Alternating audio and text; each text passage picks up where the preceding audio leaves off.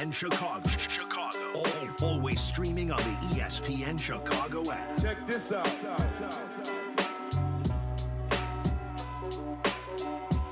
Morning and welcome on in.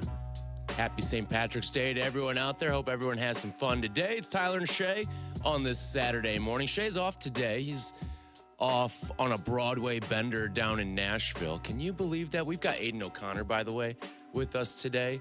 The guy who consistently criticizes us for being Ella Langley fans is now off going about his ways in Nashville right now. Unbelievable stuff. Unbelievable. So never know with that guy. I mean, he is a wild card. Some people think he's dodging today because of what happened with Sparty last night. I can confirm to you this was a planned day off. But if he was here, there would certainly be some Sparty rage coming from him. So you will not be getting that today. Instead, we will get to some college basketball. Took in some of the action at the UC yesterday in the Illinois-Wisconsin game. Also, Ohio State-Michigan. Those were two epic games to open up the slate yesterday. And if you want to join us, 312-332-3776. Team USA won yesterday. They will be moving on to face the Dominican Republic tomorrow in the World Baseball Classic. I do want to hit on a little bit of baseball because myself and Aiden O'Connor, who's with us today, have ourselves a little bit of a wager that we need to address. It has been talked about so far, but we need to kind of rehash where we're at, how we're feeling about it, a potential development that may be involved as well in this wager. So all of that coming up a little bit later on the show. But let's begin today with the Chicago Bears, because right now the Chicago Bears, through about a week into free agency, it hasn't been anything crazy, nothing out of the ordinary. Has there been some meat left on the bone for this Bears team and what Ryan Poles needs to do to go out and continue to develop this team? Absolutely. There's still plenty that needs to be done if this Bears team wants to be, for real, Super Bowl contenders. They may look at it as, hey, we were able to address some of this stuff in-house, and we're going to bank a little bit on our year-over-year growth. And I understand some of that. I understand thinking to yourself, I expect Caleb Williams to be better. I expect Ben Johnson's offense to take another step off of a promising year one. All of that is good and true. But that doesn't fix what ailed you the most last season, and that was the defense. A defense that you're going to need to stand tall in fourth quarters, that is going to face some level of turnover regression from next season. I think that while as good as this team was defensively in terms of taking the ball away from its opponents, I can't bank on that year to year. Not just that, you're losing the guy who led the league in interceptions from a year ago. That's not to say that, hey, maybe Kobe Bryant can't step in and do a lot of the same things that Kevin Byard did for you a year ago. I thought that was a nice pickup for the Bears in free agency. And that's not to say that Devin Bush can't go out there and have a big-time impact on what the Bears want to do defensively in the middle of that defense in the linebacker room. I think that the Bears did not get significantly better in free agency. I think you just shuffled the chairs. You swapped two guys in, two guys out. And there's still a massive need on that defensive line. Sure, you're getting faster and younger, and that's something that it seemed like Ryan Poles indicated to everyone at the Combine. It was an emphasis for him that this is what they wanted to do in free agency, get younger, get faster, and that spelled the end of guys like Kevin Byard and Tremaine Edmonds. I get all that, but I also still see a glaring hole on the defensive line. Who is going to get after the quarterback? Because while I can bank on year-over-year steps and progression from guys like Caleb Williams and Colston Loveland, and hopefully another stage of Darnell Wright on the offensive line, another year of cohesion there with some of those guys, Jonah Jackson and Joe Tooney. We know how excellent Tooney is. And hopefully continued improvement from Roma Dunze and Luther Burden. I get that part. I don't get the Montez Sweat is all of a sudden going to be a 15-sack guy. Not that anyone's going out and proclaiming that. But that's kind of what you're looking at right now, that he's going to be a guy who's going to live in the backfield and terrorizing opposing quarterbacks. I can't live in the world where we're just going to bank on as Bears fans that Montez Sweat is going to be taking some huge leap from 2025 to 2026. He's a fine player. He's good if you've got another piece opposite Montez Sweat. But I remember when he was traded for. And this seemed true in the moment. I will say that. This did seem true in the moment. But Ryan Poles called Montez Sweat a multiplier. And for that first year or so, when he got here to Chicago, it did seem like, Ryan Poles has a point. This guy is kind of a multiplier. He is getting after quarterbacks. He is making life hell on opposing teams. He is making his teammates better. All of that seemed true in the moment. But I just haven't seen that from this Bears defensive line. I kind of thought I'd see it a little bit more last year. You know, last year was a moment where you had things shored up on the back end. You were forcing all those turnovers without getting pressure on the quarterback. And that kind of felt like this could be the time where Montez Sweat could really take a step and become that multiplying type player that I felt like we saw as Bears fans in that first season with Montez Sweat. I guess it was more of like a half season with Montez Sweat right after the trade deadline. I thought we'd get back to seeing a lot more of that from Sweat, but we didn't. We still, as Bears fans, are looking for a guy to go in there and make life hell on opposing quarterbacks, wreak havoc in that regard. And it doesn't have to just be one guy. I'm not sitting here and telling you that, hey, if Montez Sweat isn't racking up double-digit sacks, this team's going to be a failure next year. I think there is a degree of you can have a little less is more, where Montez Sweat had 10.5 sacks last year. Looks good on paper.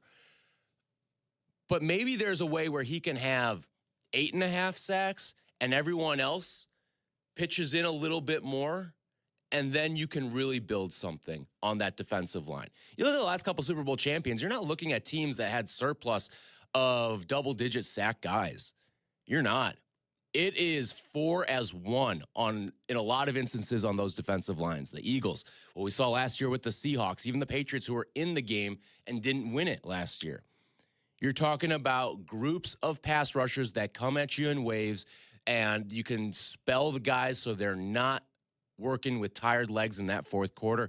And when you do have leads late in games, you pin your ears back and you get after the quarterback.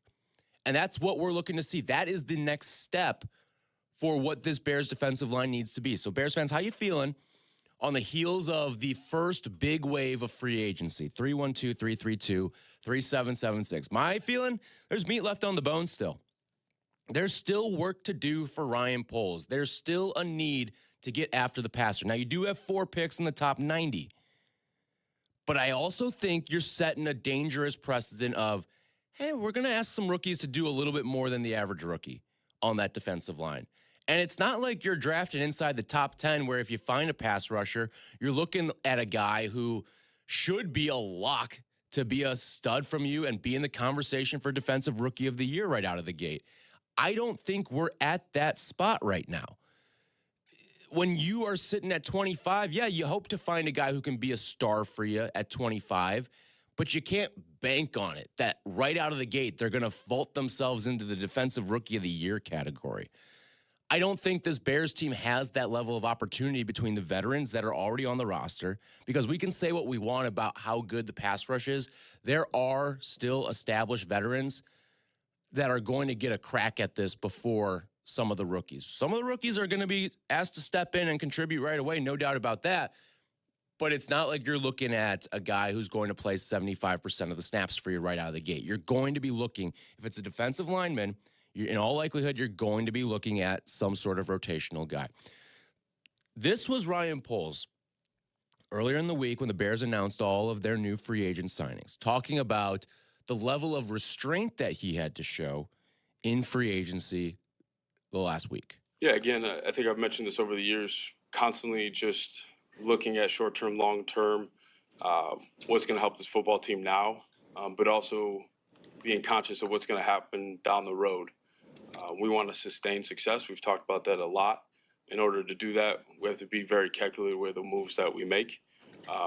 So when we were looking through different situations, we took that into account, and we felt like sticking with our plan and going into free agency, that was the best thing for us to do. So there was an eye on the future. That's what Ryan Poles told you right there. There was an eye on the future with this. And I know a lot of people have talked about, restructure this guy, restructure that guy. You can free up, all of a sudden you can create $50 million in cap space. And yes, you can, but there is always a price to pay for that. You know, one of the prime restructure candidates that I think everyone was hollering about all offseason was Montez Sweat. Now, I can paint you two scenarios, and all of this is contingent on how you feel about Montez Sweat. You like him as a player, or do you think, you'd be better off moving on from the money if you could get out of it? And the way that I look at Montez Sweat is, would you rather have him on the roster this year, hope that he contributes, but leave yourself an out in case he doesn't live up to what his contract is right now? You're talking about a guy who's making about $25 million a year. So do you want to leave yourself an out to potentially get out of the Sweat deal, or do you want to restructure it and pretty much lock yourself in to having Montez Sweat on this roster for next season? To me, the answer is pretty simple. I don't want to be married, especially if I'm Ben Johnson or Dennis Allen, and you're a new regime, you inherited Montez Sweat, you didn't acquire Montez Sweat. If I'm part of this new regime, I want to leave my options open in case one of my quote-unquote guys is out there for me to go out and acquire and bring in. Because at some point, this lap around the track for Ben Johnson and Dennis Allen is going to be over. In fact, we've already started to see it come to somewhat of an end, too. We're starting to see them put their fingerprint on this team, and maybe they haven't been able to do it as much as they would have liked because of the financial constraints from a season ago and what happened with the offseason from last year and how much money was poured into it. You probably couldn't change everything that you wanted to this offseason. And I get that, but it doesn't differentiate you or separate you from the fact that this defensive line still has a lot of work that needs to be done. Now, Ryan Poles also addressed this. He talked about the looming rumors out there about a potential Max Crosby trade. I've said before, we're always going to monitor every situation. Sometimes it fits and works with what you got going on in terms of resources. Sometimes it doesn't. We're involved. I mean, we checked into it. We looked to see if it made sense, had some dialogue. I'll just leave it at that. I'll give you the most important word I heard in that cut: resources. Ryan Poles got sticker shock when he saw the price of Max Crosby, and I don't blame him. I wouldn't be in the market to be giving up 2 first-round picks for a guy like Max Crosby. I wouldn't. It's not where I want to live. Max Crosby's a guy who I see as someone who is probably going to see his play decline pretty significantly over the course of the next 2-3 seasons. And I'm not in the business of giving up potentially 2 first-round picks for someone like that. I'd rather hold on to that draft capital because you don't know what's going to happen this season. There is a part of you that still has to brace for the worst. And, hey, maybe injuries just come and haunt this team this upcoming season. And as a result of that, you're drafting inside the top 10. You want to give away a first-round pick when you could potentially be drafted inside the top 10 next year? It's not something I'm predicting. I'm just laying out the it's football scenario for you. Injuries are a part of the game. Ask Washington. You think Washington thought they were going to be drafting where they're drafting this year? No. Washington thought they were going to be in the NFC title game this year and perhaps even the Super Bowl. That's where Washington lived. They thought they were going to build on what Jaden Daniels did in year 1. And that's not to say I don't think listen, injury hampered that Washington team. It did. It's just what it was. And I'm not here to predict that for the Bears. I don't believe that. But it's just part of the game. It's part of the game, and it's something you can't account for. And it's something that I'm not willing to give up multiple first-round picks. And in the case of what the Bears would have had to give up for Max Crosby, because remember, Baltimore's picking 11th this season. So if Baltimore's picking 11th, you're picking 25th, I can pull out the Jimmy Johnson draft chart, or I can just tell you, you're going to have to give up a little bit more than 2 first-round picks if you want to match that.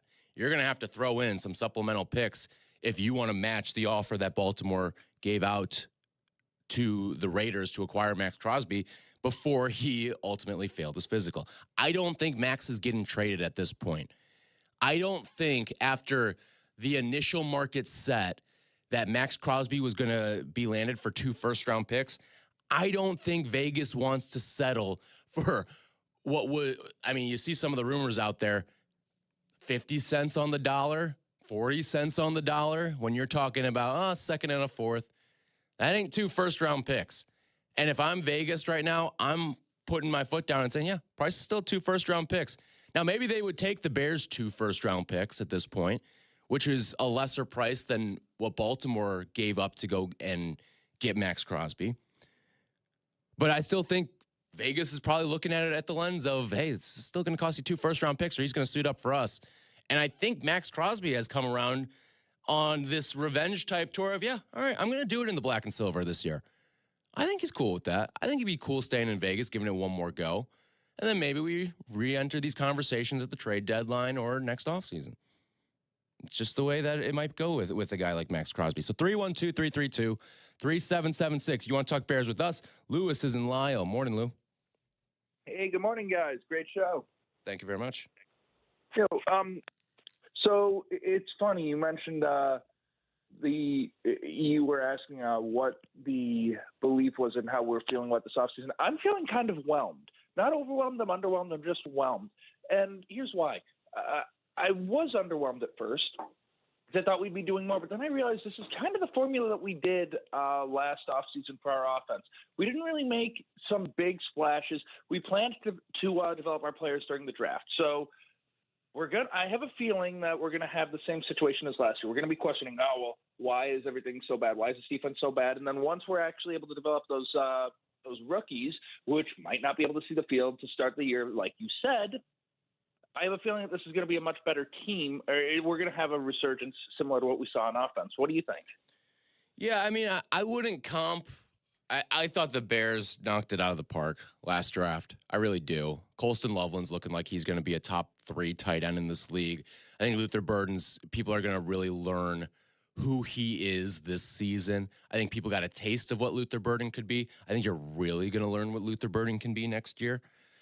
And then Kyle Monungai was fantastic. We're obviously not going to see the returns on Ozzie Trapillo this year. But listen, I just think that I'm not going to bank on this team having some sort of basically the defensive equivalent of what you had offensively in last year's draft class. Even though you have somewhat of a similar situation, but you're not drafted inside the top 10 like you have been each of the last 3 years. You're not. And I look at this Bears team, and I think that if you're talking about a defensive player that's going to go out and really make a splash on day one for you in week 1 for you, whenever we get the schedule out, are you getting that guy at 25? You may get a guy who's a foundational piece for you moving forward, but in terms of like an impact guy right out of the gate, I don't know if that guy is around. I don't. And it may be best supplemented as you need some sort of a stopgap for this team. You're going to need some sort of guy to come in off the scrap heap, gun for hire pass rusher. I've given out a number of names of who it could be, whether it's Cam Jordan, which to me is probably the way I would go. Familiarity with Dennis Allen, played all those years with him in New Orleans. I could see that happening. I could see a Joey Bosa happening. I could see a Jadeveon Clowney happening. I could see all of it. But you still find yourself, knowing that this guy's going to miss probably in the neighborhood of 3 to 5 games. What are you going to get in those 3 to 5 games? Are you just going to punt on what you are defensively, or are you just going to have to rely on your scheme to be that much better? Because you will have to play some sort of developmental game along the way with whoever you draft in the first round. Maybe not if it's a safety, because if you draft a safety in the first round, that player is going to be starting for you from day one. And if he's not, we got an issue. It's part of why I wouldn't draft a safety on day 1, because I think you can find those guys on day 2 and even day 3 in the draft. So I'm interested to see what the Bears are going to do, how they're going to fill out this roster the rest of free agency. They made a move the other day that actually really piqued my interest, bringing in Jedrick Wills, because I thought, hey, this guy could be a stopgap for you at left tackle this season. He could also be your solution for the future, too. Now, your offensive line is going to get real expensive real quick if that's the case, if he is, and you do hit on that. But I don't think you panic when you're paying offensive linemen. I don't. I think you treasure the fact that you may have found bookend tackles of the future. And again, I'm not sitting here telling you Jedrick Wills is the answer, but it's an intriguing addition for the Chicago Bears. 312-332-3776. How would you say you're feeling about where the Bears are right now in free agency? 312-332-3776. More of your phone calls when we come back. We'll talk some hoops as well with you as conference tournaments are coming to a close today and tomorrow and getting you set for the big dance. All that coming up next here on Tyler and Shea.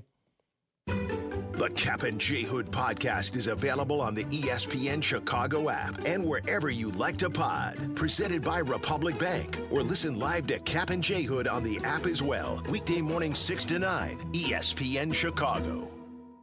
Hey, it's your buddy Tom Waddle, and I drive a Hawk. In the market for a new car? Shop HawkAuto.com, where they buy more so you pay less. Check their massive inventory of over 2,000 vehicles. They buy in volume so you save in volume. Plus, get all rebates on top of the Hawk Auto volume discount. Save even more with 0% financing for 60 months, so make no payments for 90 days. With 12 convenient locations, your next car is closer than you think. Drive what I drive. Drive a Hawk. HawkAuto.com. Financing on select models with approved credit. Has the excitement of betting turned into worry? Feeling overwhelmed every time you roll the dice? Problem gambling doesn't just affect your wallet. It can impact your health, relationships, and peace of mind.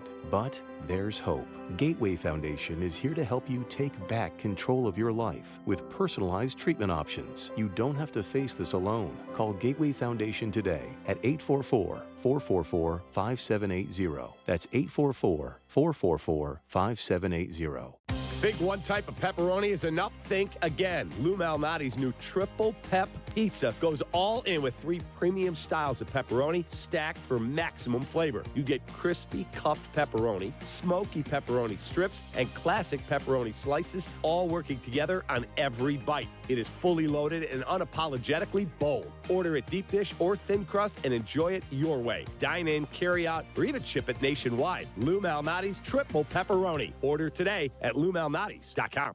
Get the last roof you'll ever need with steel roofing from Menards. Steel roofing provides your home with the best protection from wind, hail, and fire. Choose from 29 stylish colors to enhance your home's appearance. Available in cut-to-length panels that cover a large area for a fast installation. Shop our selection of roofing products today. Plus, check out our weekly flyer on Menards.com for all the great deals happening this week.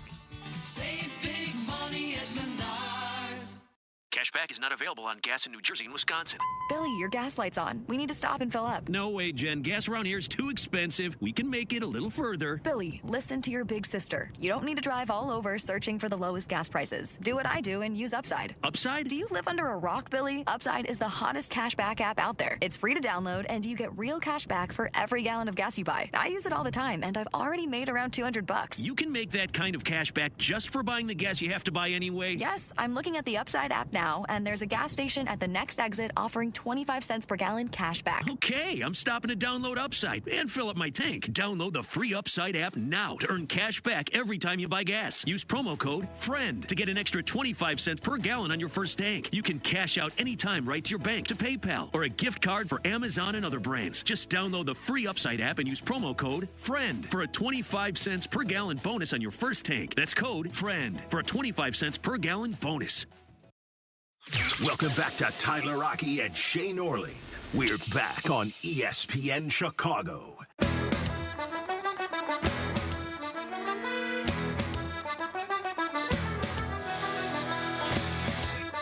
AOC in a festive mood today. Happy St. Patrick's Day to all. Have fun out there. Stay safe.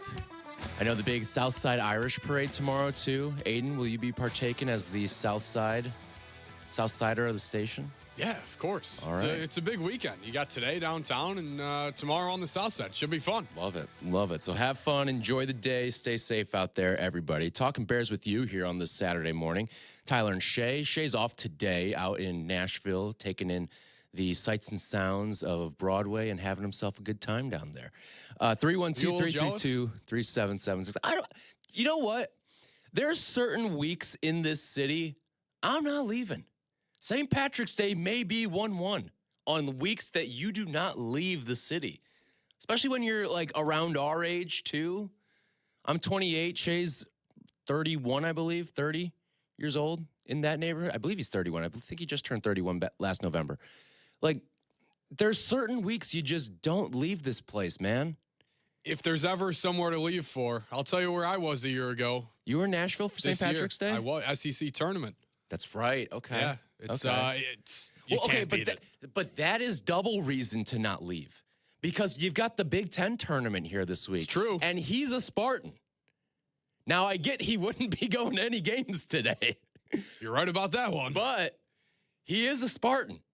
The Big Ten tournament's here this week, and it's one of the best drinking weekends of the year that you're going to find in this city. And this is the city. Like, I think there's power rankings out there of the best places to celebrate St. Patrick's Day, and most of them have Chicago number one. This is the place with the river dying, and if you're not into that, all the bars and stuff that you can go to throughout our great city, get yourself a green beer. I mean, it's a layup, and it feels like Shea boofed it at the rim is all I'm going to say, going down to Nashville this weekend. That's neither here nor there. But he's not. Yeah, keep going. Never mind. He's not here nor there. 312-332-3776. You want to talk Bears with us? Brian's in Homer Glen. Morning, Brian. Hey, Tyler. So, yeah, I just wanted to touch on, for one, you were talking about people kind of being disappointed, the Bears not doing too much in free agency, and then also Ben Johnson and Dennis Allen kind of starting to put their fingerprints on this. I think a lot of people are still forgetting or overlooking the Shamar Turner pick from last year. I mean, he was a second-round pick. Yeah. And, yeah, he tore his ACL, so you hope he comes back fully healthy and everything. But I think a reason why maybe they haven't been too overactive in this free agency is they might really like what they see in him. And all of a sudden, maybe come next year you see him making all sorts of plays for us, and we go, we totally forgot about that guy. And maybe that's why – they weren't doing all these moves that everybody wanted them to do. So thanks for the call. Just want to know your thoughts on that. Yeah, no, Brian, listen, man, it's a great point, and I get where you're coming from here. It's just not something I totally want to bank on, is that Shamar Turner's going to get in here and just be great. Now, the ACL injury doesn't concern me all that much. I think modern medicine has kind of showed you where we're at with some of these big-time injuries like that. Torn ACLs, once upon a time, used to be, I won't say a death sentence, but certainly would limit your future as an NFL player and in any sport. I don't think we're at that point anymore with the way that we've seen a lot of these guys recover. Now, I will say this. The thing that concerns me about Shamar Turner, and not to borrow an old Eberflusism, but time on task. And it's not just the ACL. He was dealing with injuries in training camp, and it put him behind the eight ball pretty early on in his NFL career. And I think that injury that he suffered in training camp may be more detrimental to his NFL career than the one that he suffered on the field this past season. Even though the one that he suffered on the field this past season is far more severe than the one he had in training camp. Because I think him not having that time in camp early on, learning Dennis Allen's system, seeing where he needs to be, gelling with some of his teammates. Listen, I hope Shamar Turner plays as well as the rest of his draft mates in that class of 2025. I hope he does. But I have to use the H word with him. I have to say hope when I'm talking about Shamar Turner. I don't know what he's going to be in the NFL. Is he going to be limited in this upcoming camp too? We'll see, because injuries in camp are really what can derail a young player's ultimate prospects as an NFL player. They really are. So it's something that I'd love for Shamar Turner to be a good player, but I can't bank on it. I can't at this point in the process. So 312-332-3776. Mike's in Brooklyn. What's happening, Mike? Hey, Tyler. Hey, how's it going? Thanks for taking the call. Yeah, no problem. I just had a thought, like earlier this week when people were talking about Crosby and what it would take to get back in on him. And I don't know if this is pie in the sky or this is just from years of playing Madden, but like I was thinking, what if you did, right, your polls are, okay, 2-1s, but you have to take die-ups. Like you get out of some bad contracts, so like a 1 and a 2 to get out of that contract. So you still pay a lot in draft capital. but you get out of, like, obviously what is objectively a bad and long contract. Or maybe you think about it for Sweat, too. So just want to get your thoughts on that. Yeah, so I like where your strategic head is there, Mike. I just don't think I'm going to be the one who is stapling a first-round pick to a Dayo Adengbo contract when I can get out of the contract after this year.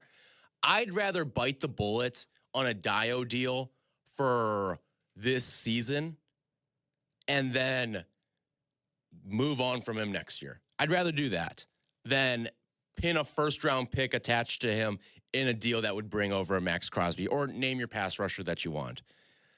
I think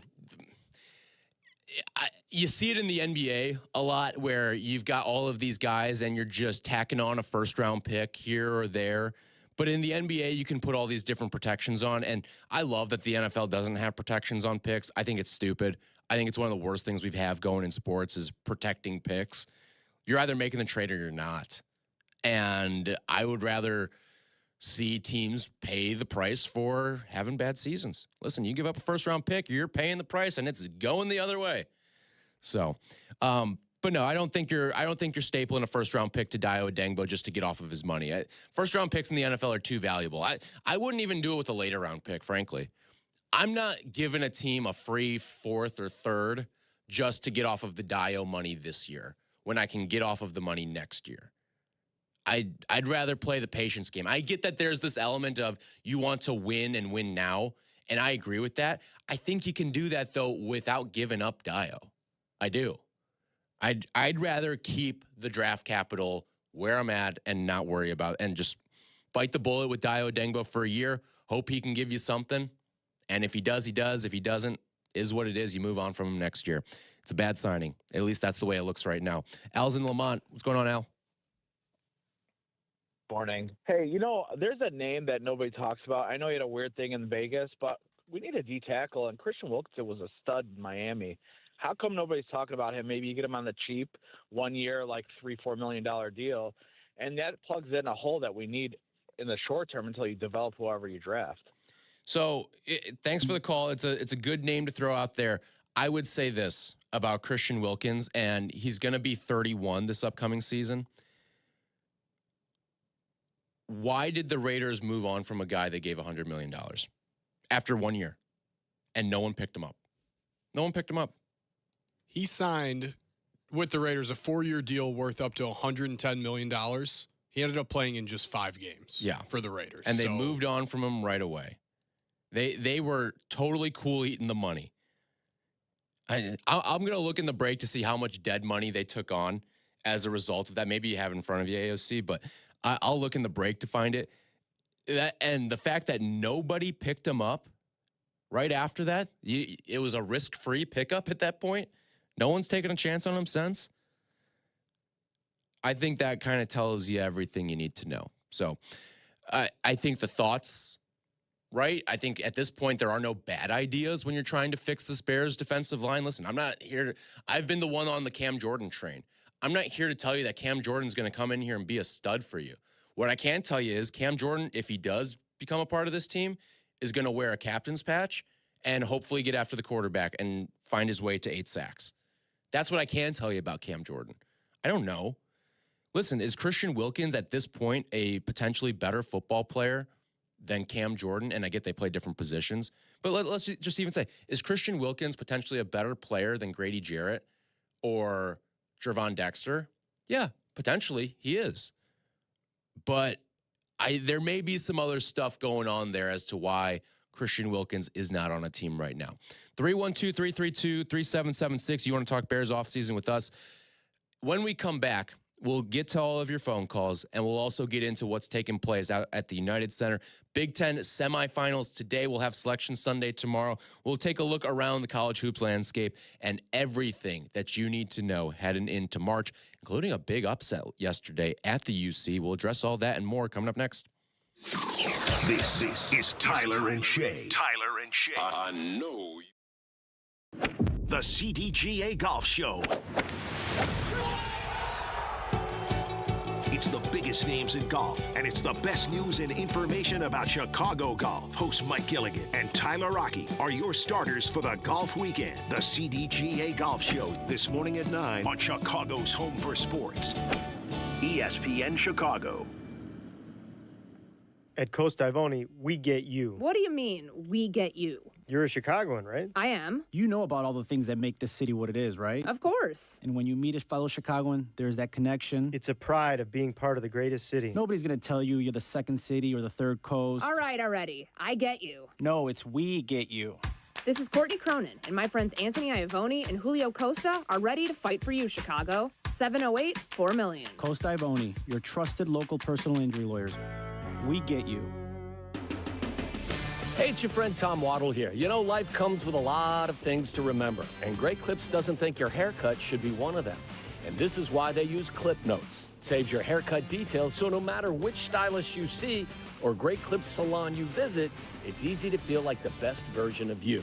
So do yourself a favor. Say goodbye to guesswork and hello to a great haircut every time. Download the app today. Great Clips. It's gonna be great. Hey, it's Yurko. March is College Hoops Month, and you need to be ready in case a watch party breaks out at your house. Corner Booth Pizza to the rescue. Corner Booth is real Chicago pub-style pizza, cut into squares. We're talking crispy thin crust, thick shredded cheese, and toppings stacked oh so high. From classic pepperoni to barbecue chicken, spinach and mushroom, and my favorite, sausage and jardiniere. There's something for every craving. Flavor that satisfies the soul. Huddle up, grab a pie, and taste Chicago's original pub-style frozen pizza, the Corner Booth. Hi, this is Dave Musial, owner of Four Seasons Heating, Air Conditioning, Plumbing, and Electric, and I want to guarantee you a breakdown-free winter. Did you know that a dirty furnace costs more to operate and can lead to higher utility bills and untimely breakdowns? Now is the time to schedule your Four Seasons furnace tune-up and save $50. A Four Seasons furnace tune-up includes a 35-point inspection, complete cleaning, and we calibrate every component of your furnace. So call today. For all the right reasons, call 866-4Seasons.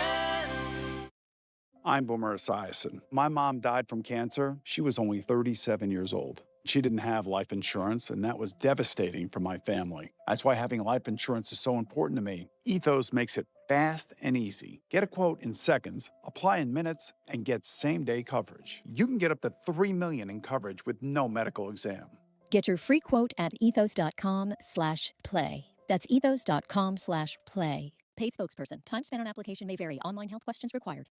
Harry Douglas here. I don't wait for birthdays to celebrate. I grab Confetti Craze 5-Hour Energy. It tastes like rich vanilla birthday cake with buttery funfetti goodness. Seriously, it's unapologetically extra in the best way. And it's sugar-free, so I get all that cake flavor without the guilt. It's tiny, portable, and ready for whenever I need a quick boost. I keep one with me because you never know when you'll need a little party energy. The Funfetti flavor is back on 5hourenergy.com or on Amazon. Crack open a Confetti Craze 5-Hour Energy shot today. Welcome back to Tyler Rocky and Shea Norling. We're back on ESPN Chicago.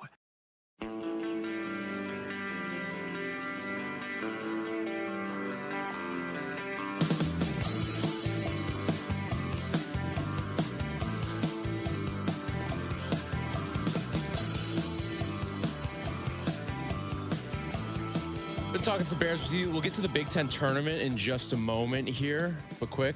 Jonah's in Orland Park. Morning, Joe. Hey, good morning. What's happening, man? Hey, nothing much. Wanted to give a call here. I've been admittedly spending way too much time on social media, but I've been seeing a lot of talk from Bears fans about Ryan Poles' inability, or I guess their disagreement with letting our defensive backs walk, whether that's Byard, Gardner-Johnson, Brisker. Really wanted to hear your guys' thoughts on it. Ultimately, I think, honestly, it's for the best. I think we need speed back there. I think that our defense was so abysmal last year, gave up so many yards per play, and was just so inefficient. I think turnover's good, whether that's, the entire defensive back. I think it's for the better. But ultimately, seeing some Bears fans not too happy with it, want to know what your guys' thoughts are there. Yeah, and it's a good call, Jonah. Thanks for making it. The league told you what they thought of all the Bears defensive backs. They did. Did anyone get a multi-year deal? Anybody? Brisker, Byard, Gardner-Johnson, any of them? Nope.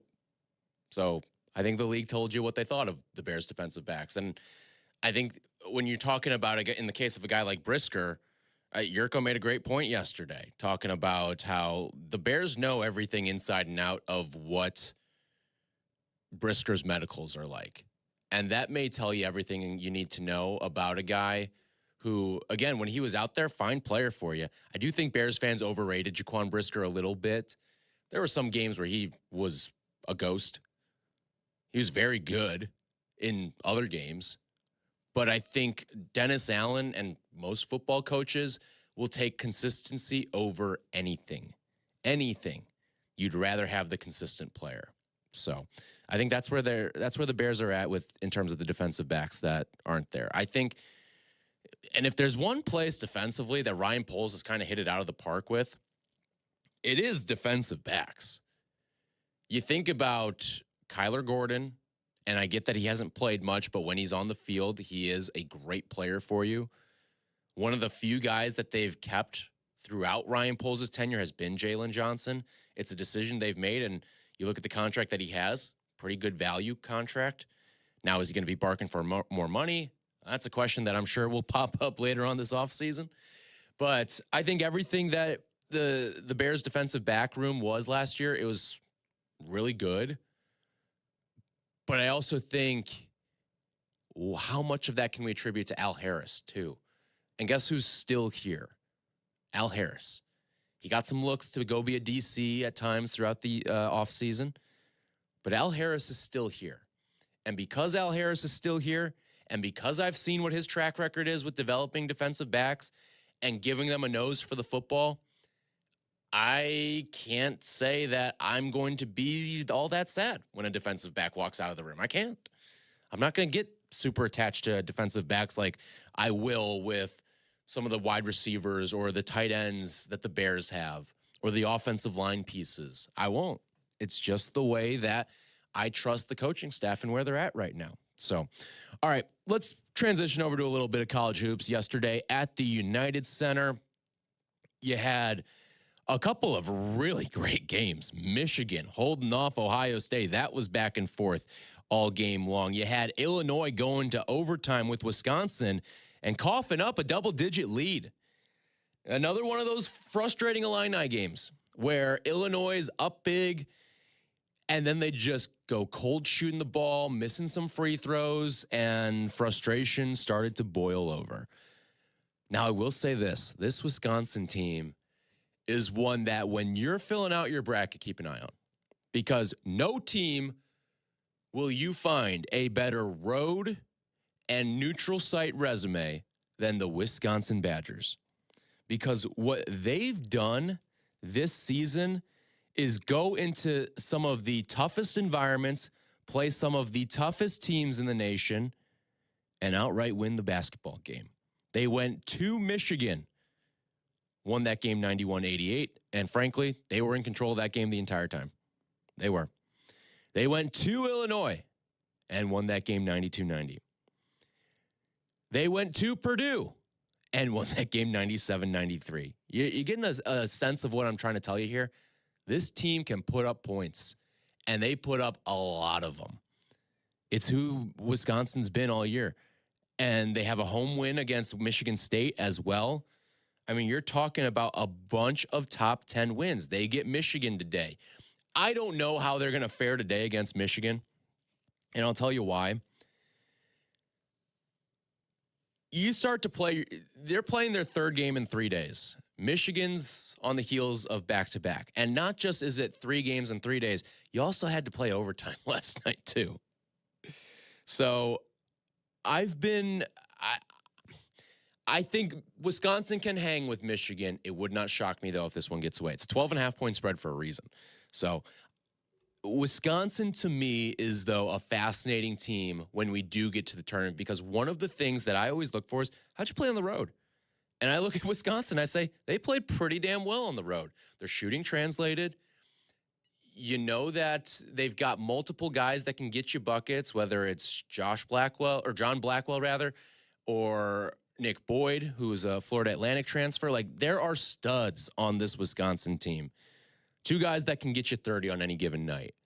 And when you've got that level of scorer, you can go up against just about anyone in the nation. A couple other big results from yesterday. Arizona, on a buzzer beater from Jaden Bradley, took down Iowa State. Iowa State's a curious team to me because I don't think they're going to fare all that well in the tournament because when they get outside of Hilton, they're no bueno. Now, they did take Arizona to the wire yesterday, and it's an Iowa State team that was pretty much in control of this game, I would say, for about 90% of the game, 85, 90% of the game. Iowa State was in control of this one. But this Arizona team's got every single dimension of what I like in a good college basketball roster. They've got a veteran lead guard in Jaden Bradley. They've got a big that can play big and play physical. They've got a couple of freshmen that can just be microwave and dependable players for you. And then you've got, this is one of the most important parts of it, you've got a guy that when everything else is going wrong, can keep the ship afloat. Anthony Delorso is that for Arizona. He is, and he did it yesterday. Things were not going well for Arizona. And Delorso put together his best game of the season, 26 points. And you're going to need a guy like that when things aren't going wrong. Let's say Arizona finds itself in a 2-7 matchup. All right, I'm just throwing that out there. 2-7 matchup for Arizona. And things aren't going well. Well, Delorso can be that guy who keeps things afloat for you for a little bit until everyone gets their you-know-what back together, and then you can make a run in the second half like they did in this game against Iowa State. So looking at that team as one that can make some noise in the tournament, they should be a number one seed regardless of what happens today in the Big 12 championship. They take on Houston later on today. One other result I want to get to, and it's unfortunate that my Sparty friend is not here today to address what took place at the United Center, but UCLA took down Michigan State. Now, there's two things to tackle on this. One, Sparty goes down. What do they look like going in the tournament? Because we saw yesterday 3 of the triple bye teams in the Big Ten all lose. Nebraska, Purdue, or I should say Nebraska, Illinois, and Michigan State. All had triple byes in the Big Ten tournament. All lost. Michigan, the only one that came out unscathed, and it wasn't like they didn't take a little bit of a beating. There's some scratches there on that Michigan team. They played a physical game against Ohio State and almost lost. So all of that is to say, this Big Ten, I think, top to bottom of what you're going to get tournament team-wise is great. Now, the UCLA side of things. UCLA is a team that I've had my eye on since October. And maybe even like June when the portal was, the dust was settling on it. Because Donovan Dent is one of my favorite players to watch. If you like old school basketball, I'll tell this. Anyone who's got a son or daughter that loves basketball, especially if they're a guard, tell them to watch Donovan Dent. Because over the course of, I think it's his last 6 games, he's got 77 assists and 6 turnovers. You're talking about a greater than 12-to-1 assist to turnover ratio in the last about half dozen games. That to me, like that's pure point guard play. And guess what? He can score for you too. He scored 23 last night. He's one of the leading scorers on this team. Now, the tough part, and I'll tell you this, I have been on UCLA since the start. It's the only team I have a ticket on, a gambling ticket on to win the title and to go to the Final Four. Only team. Now, that may have taken a little step back yesterday despite beating Michigan State because down goes Tyler Bilodeau, who is their do-everything forward. He can step out, shoot threes. He can play at the rim. He's one of my favorite players to watch in the sport. And I think he just fits this UCLA team and what they do really well. When UCLA is starting to have a run put on him, he's always the one that stops the bleeding. He went down with what's looking like it was a knee sprain. A lot of people thought it could have been way worse. It was a non-contact knee injury. Now, he did walk back onto the court under his own power, had a big old ice pack wrapped around his knee. But I think that Tyler Bilodeau, as long as he's healthy, UCLA can make a run. They're a dangerous team. They'll probably slot in. We'll see what they do the next day or maybe even 2. but UCLA is a team that right now is probably about a 7 seed, can probably get as high as maybe a 6 or a 5, depending on what they do the rest of the way in the Big Ten tournament. But I love this UCLA team. I think they are probably one of the 4 best teams in the Big Ten. I really do. I would slot them in to be a Sweet 16 team. Obviously, path and all that stuff matters, but and listen, I'll be the first one to tell you, I'm not a Mick Cronin guy, not even slightly. But I do love this UCLA team because of the players, not necessarily because of the coach. So, all right, when we come back, Team USA moved on in the World Baseball Classic. PCA, another multi-hit game in the World Baseball Classic. I can see Aiden O'Connor seething on the other side of the glass. We have ourselves a little PCA wager for this upcoming baseball season. We will address that, and also we'll clean up some of your Bears calls as well. That's all coming up next. Tyler and Shea. This is Tyler and Shea on Chicago's Home for Sports, ESPN Chicago. Spring training baseball. Join us for White Sox and Dodgers today at 3 on the home of the White Sox, ESPN Chicago. Chicago in the spring can be unpredictable. You never know which way you're adjusting your thermostat unless you have the right windows. With Window Nation, you can count on your home being comfortable regardless of the weather.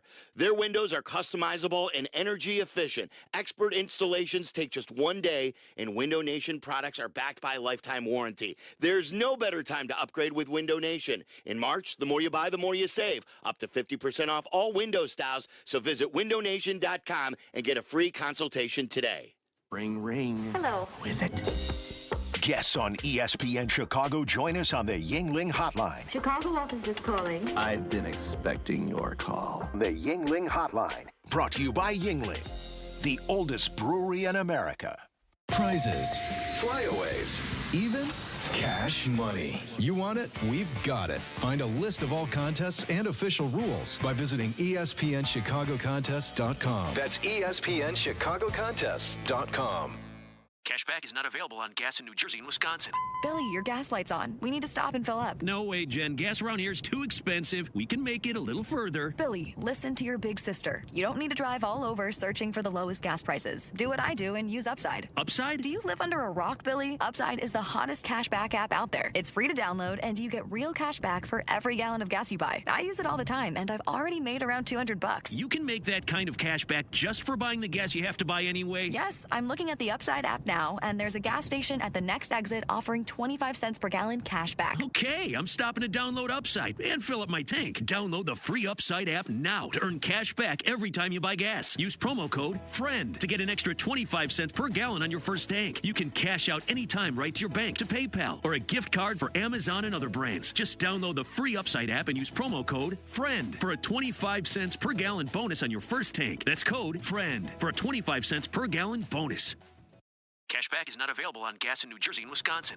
Billy, your gas light's on. We need to stop and fill up. No way, Jen. Gas around here is too expensive. We can make it a little further. Billy, listen to your big sister. You don't need to drive all over searching for the lowest gas prices. Do what I do and use Upside. Upside? Do you live under a rock, Billy? Upside is the hottest cashback app out there. It's free to download, and you get real cash back for every gallon of gas you buy. I use it all the time, and I've already made around $200. You can make that kind of cash back just for buying the gas you have to buy anyway? Yes, I'm looking at the Upside app now, and there's a gas station at the next exit offering 25 cents per gallon cash back. Okay, I'm stopping to download Upside and fill up my tank. Download the free Upside app now to earn cash back every time you buy gas. Use promo code FRIEND to get an extra 25 cents per gallon on your first tank. You can cash out anytime right to your bank, to PayPal, or a gift card for Amazon and other brands. Just download the free Upside app and use promo code FRIEND for a 25 cents per gallon bonus on your first tank. That's code FRIEND for a 25 cents per gallon bonus.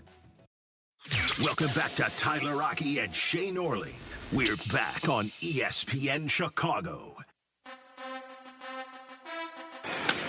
Pete out to right, chewing out back to the wall.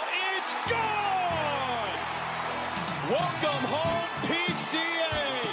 Swing and a fly ball deep center field, and it's gonna go. Colson Montgomery, a 2-run homer, and they're on the board. Couple of sluggers in the city. PCA with another 2 hit game yesterday as the U.S. moved on, took down Canada. It's been a nice hitter for Team USA. Now, I will say this. I'm excited for PCA. I don't know what he's going to be exactly this year. Again, it's not going to be as bad as the lows were last year. It's not going to be as good as the highs were last year. And I'm talking about over the course of 162. If it's as good as the highs were last year, he's going to win the MVP. If it's as low as the lows were last year, we're going to be wondering what the hell is PCA going to do, and are we even going to sign up for something long-term? Iowa Cubs MVP. PC AAA. PC AAA, that's what it is. No, but I don't think – I think it meets somewhere in the middle and probably leans more towards the high side. Something I've noticed with him in the WBC is he's not trying to hit a 6-run home run every time he's up. He's not swinging out of his shoes, or as Jesse likes to say, swinging for the lake. He's not doing any of that. He's got a much more controlled swing, and I think he's just got a better overall hitting approach this year. Now, Aiden O'Connor, who's producing the show today, and myself have a season-long wager this year between Colson Montgomery and Pete Crow Armstrong. Who's going to hit more home runs this year? Colson last year hit 21. PCA hit 31, and the disclaimer in all of that is PCA played about double the games of what Colson Montgomery played from a year ago. So what does a full season of Colson Montgomery look like? What does a full season of PCA look like? And we have the stipulation. Do you remember the games played stipulation we put down on it? Was it 120 or 130? I thought we said 100. I'm more 100? Okay. I kind of like 120. You want to do 120? You want to do 120? Because, I mean, let's do it. Those are everyday players. Correct. And we're talking about guys, like, obviously they'll get a spot day off here or there. It's just baseball. So I think you can bank on them. Let's say they had a clean bill of health all season long. You're talking about guys who probably play in the neighborhood of 155, 157 games. And if we get that, let's say they miss a month. All right, it is what it is. I think there's obviously guys can go down for a week or two here. I'd imagine one of the guys is going to get hurt for at least some portion of the year. I just don't want this to be a wager that's determined by injury. And I think you probably feel the same way too. I don't want to win this cheaply. You don't want to win this cheaply. The way we're going about it, though, is loser takes the winner to a Chicago regular season sporting event of the winner's choice. And I'm excited for this wager. Less than 2 weeks, by the way. I'm ready. Until we start I'm so this excited. thing. Now, you get to start in a dome. Oh, come on. We're already talking about the first 3 games of the season. Did you see what I'm a sicko. I follow the Wrigley Wins account, and I'm all over that stuff. I check it every day. I've got the app. Did you see what the winds were doing yesterday at Wrigley? Blowing out at 50 miles an hour? PCA would have been like minus 300 to hit a home run yesterday with 50-mile-per-hour winds. Oh, boy. Craig Counsell would have skipped a start, and rightfully so. All right, that's going to do it for us. Looking forward to that wager all season long. The CDGA Golf Show is coming up next. This is Tyler and Shea on Chicago's Home for Sports, ESPN Chicago. Looking for the ultimate night out? Bring your squad to a Blackhawks game at the United Center for an experience you won't find anywhere else. Whether it's birthdays, office outings, family gatherings, or just a much-deserved night out, nothing beats the energy in the UC.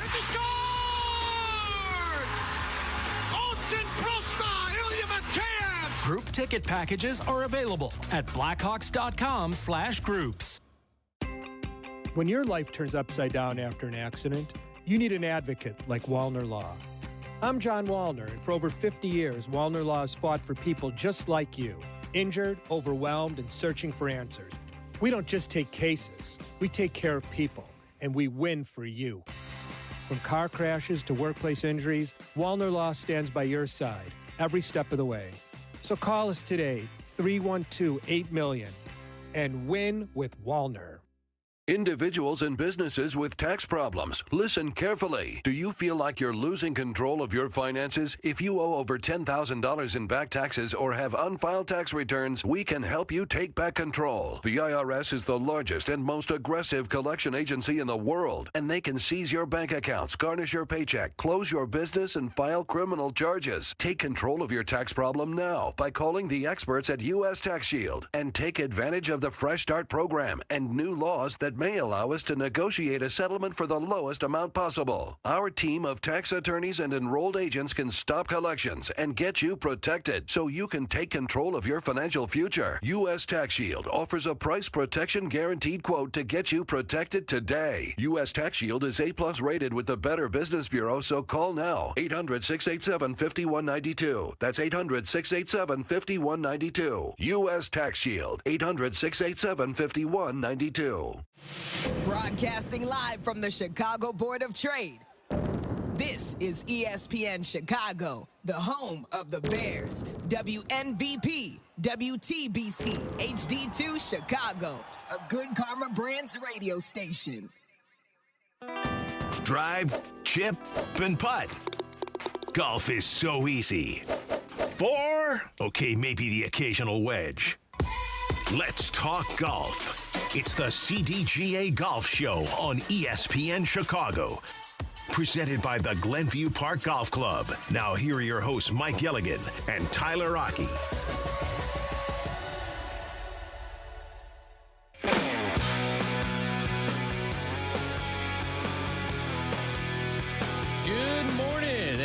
Happy moving day on this Players Championship Saturday. Tyler Rocky with Mike Gilligan with you on the CDGA Golf Show every single week with you here on ESPN Chicago. You can watch the show on YouTube, youtube.com/@ESPN1000 Chicago, also on Twitch, and take us on the go with the ESPN Chicago app. Morning, Mike. Good to see you today. You got your Masters green on this St. Patrick's Day in the city.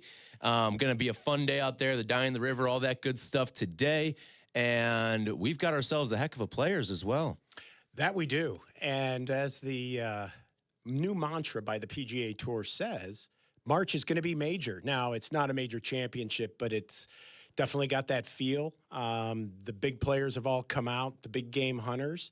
The golf course is doing exactly what it needs to do, and that's provide an exciting leaderboard. And I have to tell you, the first 2 days of watching roller coaster golf was absolutely insane. And it reminds us that the traditional way of designing golf courses still holds up. And I look at what Pete Dye did many, many years ago and how it still holds up in today's game with the evolution of knocking down trees, making it more wide open, trying to restore it back to the way it was in the early 1920s and whatnot. And I just feel that that has changed the game to more of a bomber and gouge type of player. And it favors a certain type of player. So it eliminates half the field. The beauty about this event, if you go down the past champions, you're going to see a slew of every type of player. You're going to see guys that hit it short. You're going to see guys that hit it long. You're going to see good putters, and you're going to see bad putters that have actually won this event because it's a perfect compilation of the way the tightness, the risk reward, and the way that water enters into your mind, let alone, I mean, mental warfare. I know some of those tee shots, the water's like 1.5 feet off the fairway. Yeah. I mean, so I just think the premium on the best ball striker from tee to green is on display this week. And that's exactly what we're getting. When we look at the likes of what Xander did yesterday, you go do this at your Muni golf course, but he hit 14 of 14 fairways with that driver stick. And anytime you do that, and there's that adage, you drive for show, but you putt for dough. But when you drive it for show like he does, you're putting it in spots that now putting for dough is quite easy and quite short. Yeah, right, exactly. It's one of the things that's really eating at me from this tournament, too, is that we're not seeing, A, a fully healthy Rory McIlroy, even though he is out there, and B, Colin Morikawa going out on the second hole. Because this was a tournament that I think, you talk about ball striking right now and iron play, and this is a tournament that I thought he could really thrive at. He was my one-and-done pick for the week, which sucks because it's the biggest purse of the year on the tour. Like, all of this stuff hurts. But that's a guy I would have loved to see where he slots in this field right now, because you've got, and I love that this guy's the top of the leaderboard right now, Ludwig Åberg, getting his game in shape right now, because he will win a Masters at some point in his career. And seeing him prep up at the Players the way that he is right now, going 63 yesterday, was spectacular. When I got the notification yesterday that he was 12 under for the tournament, my jaw dropped because I knew it meant he went super low on Friday. And because I was like kind of bouncing in and out of the coverage yesterday, especially with all the basketball on. But seeing him go low like this on a Friday, heading into the weekend, because what's always been his thing is the Sunday scaries. So we know that he can get to Saturday through 54 holes, no problem. What does Sunday look like with a lead? That's not to say he hasn't won tournaments before, but now you're talking about big money tournaments, big money tournaments. And he's won signature events, but this is different. This has major type pressure on him when he goes into that Sunday. And I want to see what it looks like, assuming he can hold on to the lead through today. Well, there's no doubt. And I think what we're about to witness this weekend is that maturization process of one Ludwig Oberg. And I think he is going, well, at least he's going to have that chance. And we hope he gets over that hump this time, because if he does, then the sky's the limit for this young guy. And I wouldn't be a bit surprised to watch him go win-win. I mean, it could be just that, much of a fuse and an explosion in his game, his confidence. He has all the tools. He showed it. And he's already mentally so far ahead anyone of his age. So I look for an exciting weekend out of him. However, I watched the golf yesterday. I avoided watching the basketball. I'm still on strike because of Miami of Ohio. I still can't get over it. You'll get in. You still have at least one more basketball game to watch, I promise you. I've publicly stated if they do not get in, I'm watching Home Improvements all throughout Thursday and Friday. But in all seriousness, no, that it was – it's a great opportunity for a guy like Xander, and I'm watching his game right now. And the last time I saw a guy like this do what he's been doing was at Valhalla. So I look at this almost like a two-man horse race at this point. I don't see anybody else's games really at the level, at least through the first 2 days, statistically speaking, and, the eye test, if you will. Xander looks so healthy, so strong, and so consistent. Yeah. And I think that could be the biggest challenge for Ludwig. He not only has to beat himself mentally to get over that hump, but he's going to have to watch Xander, a major champion who's done it twice. And so maybe he'll either learn something, or maybe that's going to be the best thing he could ever do, is to slay that major champion. Yeah. And now he puts his first major win in his pocket. Yep, I think it would be, and having a guy like Xander to run sidecar with you there, I think that's one of the best things for him, because ultimately, I don't think win or lose this tournament determines what his future is like, or whether or not he's a quote-unquote winner on the PGA Tour. I think that's just going to come. Again, he's only in, his third season of being on the tour, and I think with a guy like Ludwig, like if you have the ability to just go out there and just, this isn't about necessarily winning this tournament. This is about a learning and a data point for yourself in this tournament. See where you stack up among the best. When your game is its A game, you're as good as anyone on the tour, Scotty included. Like, you can be that level of good, but it's, can you be consistent over 4 days? 63 is great. If you shoot 75 today, what good is 63? That's exactly right. It just finds you right in the middle there.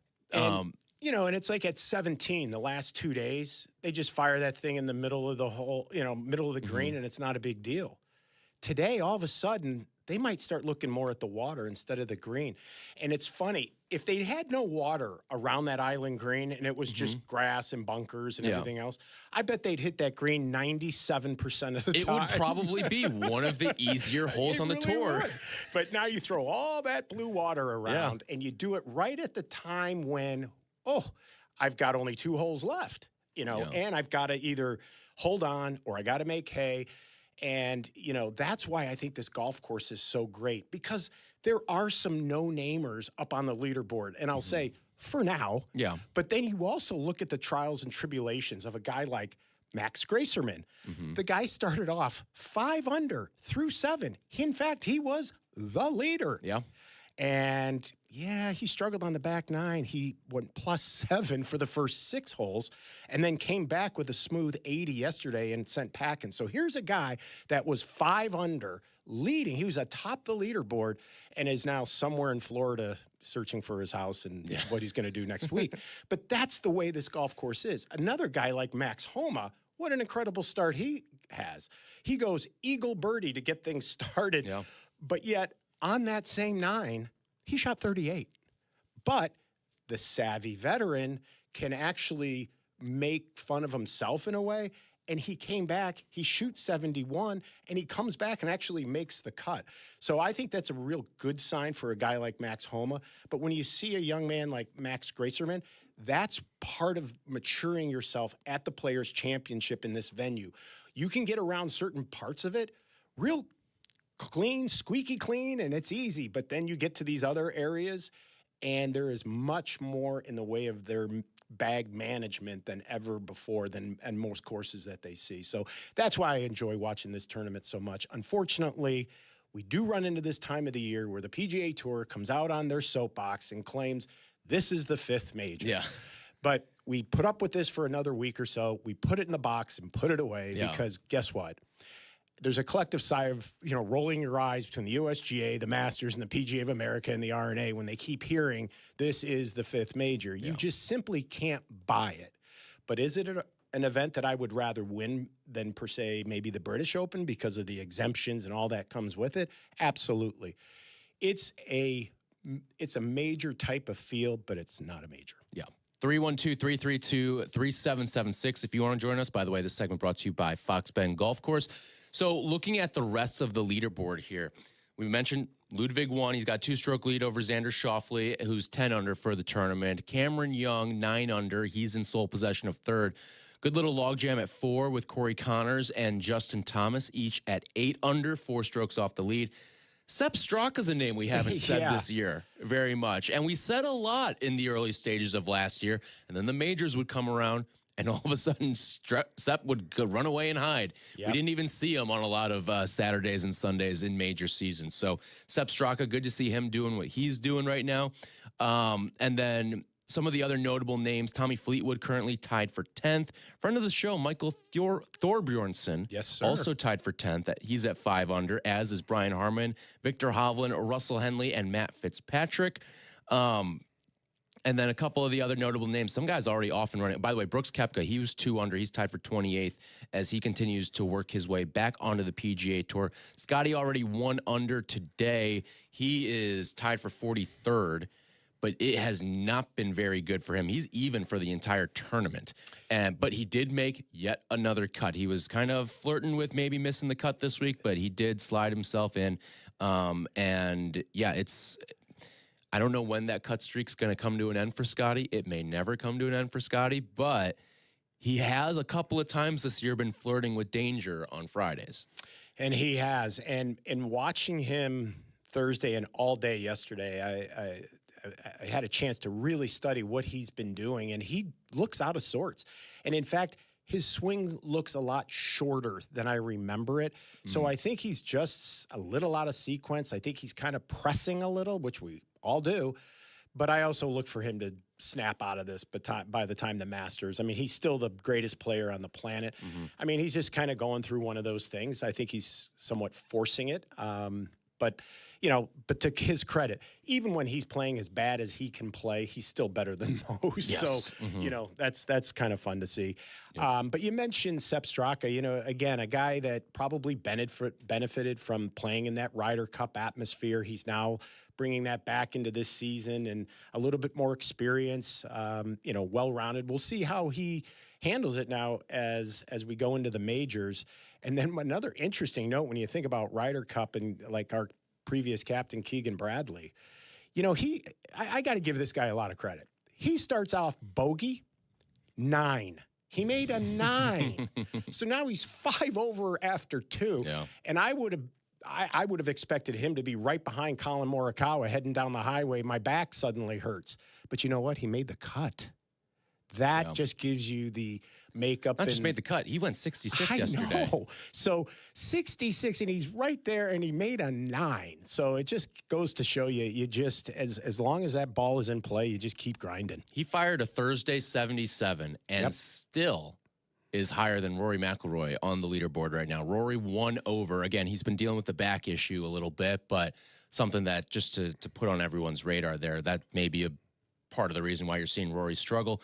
Then a couple of guys who missed the cut of note. Ben Griffin missed the cut after going 70 and then 78 yesterday. Tough day for Ben Griffin. And then Shane Lowry also missed the cut as well. I wonder, all that water on the course, is that messing with Shane Lowry's head? Because that's what doomed him a couple weeks ago. You know, I'm glad you said that, because I watched him hit it in the water at 16 and again at 18 on Thursday. He was under par. Like, I'm thinking he's going to be in the mix if he can just finish strong here. And he got wet twice. And 76-73 for Lowry. You can live with one of those rounds. You can't live with both of them as your Thursday, Fridays. But the problem is on his 76, though, Tyler, he was like 2 or 3 under at one point. And so he absolutely gassed it coming in. And I do think that the experience or the bad experience he had a couple weeks ago, I think is still looming in his head. But thankfully, there isn't as much water at Augusta, but there is still at some of those key places. Yeah. But at the same time, his performance or lack thereof is very surprising to me. I really expected him to be right in the hunt. In fact, I thought he would win it. And I actually thought Colin Morikawa would have been a guy that would have been right at the top of the leaderboard with the rest of them. But I will tell you, a guy that I am really pleased to see up there is Justin Thomas. Yeah. Mm-hmm. JT currently tied for 4th right now. Yeah, and you know what? I think on day 1, he only hit 8 greens and got it up and down 10 out of 10 times. Incredible. So that goes to show you when guys have a makeup and a personality and a tenaciousness that you know, a Justin Thomas has, he rises to this occasion. It doesn't even matter what the heck he shot last week. He shot, 79-79? He comes back 68-68 on this dance floor. So... Yeah. You know, his game's starting to look pretty good, and I guess the back after that mid-November, procedure he had on the disc is starting to come around nicely, right in time for Augusta. Yep, no doubt about that. All right, when we come back, we'll continue to go through some of the other things that we've seen, including Scottie Scheffler. His first couple of rounds, what's happening there. We will talk with James Kogan about an hour from now, 10:15. He's live at the Players' Championship, so we'll get all of James's insight, including what was said from new PGA Tour Commissioner Brian Roloff, as well as some interesting comments made by him. Interesting. So we'll address all that with James about an hour from now. This is the CDGA Golf Show. More golf ahead. The CDGA Golf Show on ESPN 1000, presented by Glenview Park Golf Club. When Cap and J Hood are over, the fun continues. Tell your friends and enemies. It's the Carmen and Yurko Show. Weekdays from 9 to noon on the home of the Bears. ESPN Chicago on AM, on app, on YouTube. Presented by Advantage Dealer Group. Experience top courses managed by Kemper Sports. From North Shore classics like the Glen Club, Deer Path, and Winnetka. West suburban favorites like Bolingbrook, Cantini, and Village Greens of Woodridge. And Southside gems like Harborside International. Kemper Sports offers something for everyone with impeccable course conditions and top-notch hospitality for over 45 years. Kemper Sports creates lasting memories. Did you know Kemper Sports was also recently awarded as a top places to work by Cranes Chicago? Visit KemperSports.com or follow Kemper Sports on social media. Hey, Chicagoland, want to experience the best golf on the North Shore? Head over to Glenview Park Golf Club to enjoy superior golf course conditions, a challenging layout, and superior service. Conveniently located and easy to get to, Glenview Park is in the heart of Glenview. Book your tee time 24/7 at golfglenview.com or call 847-724-0250. golfglenview.com or 847-724-0250. Experience the best. With Republic Bank of Chicago, you don't have to scramble to keep your business growing. Our commercial lending options will move your business from tee to green every time. Republic Bank of Chicago, banking beyond expectations. Play golf in Elgin. Check out the Golf Elgin app and book a tee time at the Highlands of Elgin or Bowes Creek Country Club. Enjoy exceptional playing conditions and afterward, perhaps a savory pork chop at the Grumpy Goat Tavern. A great place to continue your day of play. Check us out at highlandsofelgin.com or grumpygoattavern.net. Golfers, go north to Wisconsin and experience the Club at Lac La Belle, voted a top 10 most fun golf course in the country by Golf Digest. The Club at Lac La Belle is now accepting tee times. Take advantage of same-day replay rates. The Club at Lac La Belle is at the heart of the Wisconsin Golf Trail, featuring a majestic, redesigned course and beautiful clubhouse. Schedule your tee time now at theclubatlaclabelle.com. A historic past meets a vibrant future. Go to theclubatlaclabelle.com to start your journey.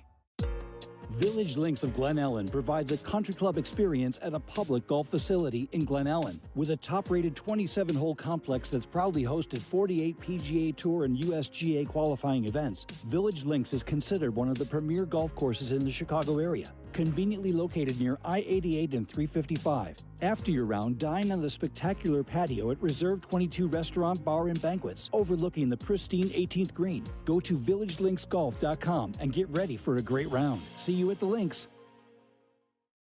Fox Bend Golf Course, the gem of the western suburbs. Voted a 5-star course by Chicagoland Golf Magazine.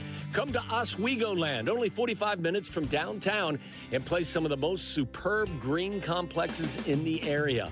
All skill levels are welcome to play this 6,900-yard par 72 course.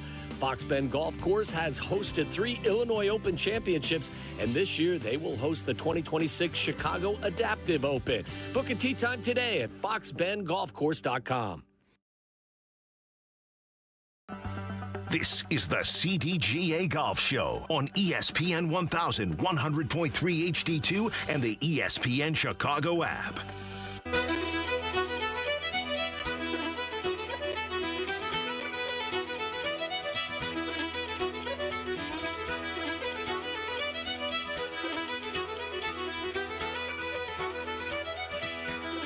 Segment brought to you by Golf Elgin, home of Bowes Creek Country Club and the Highlands of Elgin on this St. Patrick's Day in the great city of Chicago. Don't forget you can watch the show on YouTube and Twitch. And you may notice, if you are watching the show on YouTube and Twitch, that QR code on the screen. And if you scan it, you can donate to the CDGA Foundation up there, which great cause, goes to a lot of great golf programs within the city. And so where exactly are those donations going? What are some of the causes they're helping out, Mike? Yeah, the major 3 pillars of the CDGA Foundation, and where all donated dollars go. And I mean 6.5% of every dollar that gets donated goes specifically to our work with the veterans. And we've been doing that for 80 plus years since soldiers came back from the First World War, and they realized that golf was a great therapeutic tool for soldiers suffering for post-traumatic syndrome.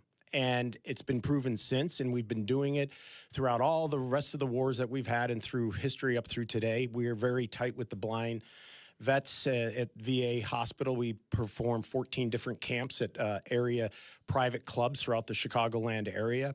Our other pillar is individuals with disabilities, and that's, the adaptive audience, if you will. And so we go into a lot of the schools for a lot of the PE classes that, are the kids that are in that, what they call that transition. So we bring golf in as another therapeutic tool, but a game that is easily adaptable depending on whatever kind of adaptation you have. So golf has been able to open up a lot of, minds in the way that people think, but also vocally. A lot of kids start to talk more and become more expressive when they start hanging out with other kids, playing a game, and honestly, laughing and failing together brings people together. And it's wild how just rudimentary the game can actually, help heal and create a lot of relationships. And then finally, it's our youth, because obviously the future of the game is with our youth. So we try to create a variety of avenues. And one of the areas I'm most proud about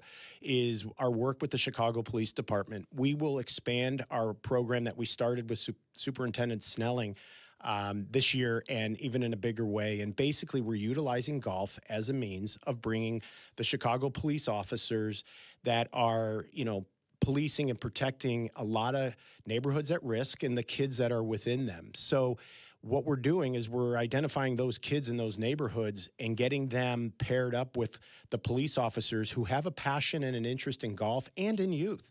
And so we are using Columbus Park, Marquette Park, and Jackson Park and South Shore as a means throughout the summer to create a Chicago police officer with kids on each team, and they're going to have scramble teams, and everything will culminate for the night out, the national night out for all the police across the country, August 4th. So we have a great summer provided and planned with the superintendent and his team and a lot of the kids here. But if you donate today, 96.5% of that dollar is going towards these camps, and it's allowing us to deliver these things throughout the city of Chicago. And thankfully, this past season, it registered with a lot of you. You donated, and that's quite frankly why we are able to expand what we're doing with Superintendent Snelling. And so we're quite excited about it. Yeah, fantastic cause, all that good stuff. So you can, if you're watching on YouTube or Twitch, you'll see the QR code. You can scan it, download, and you can scan it and then donate. It'll take you to a link to donate to the CDGA Foundation. So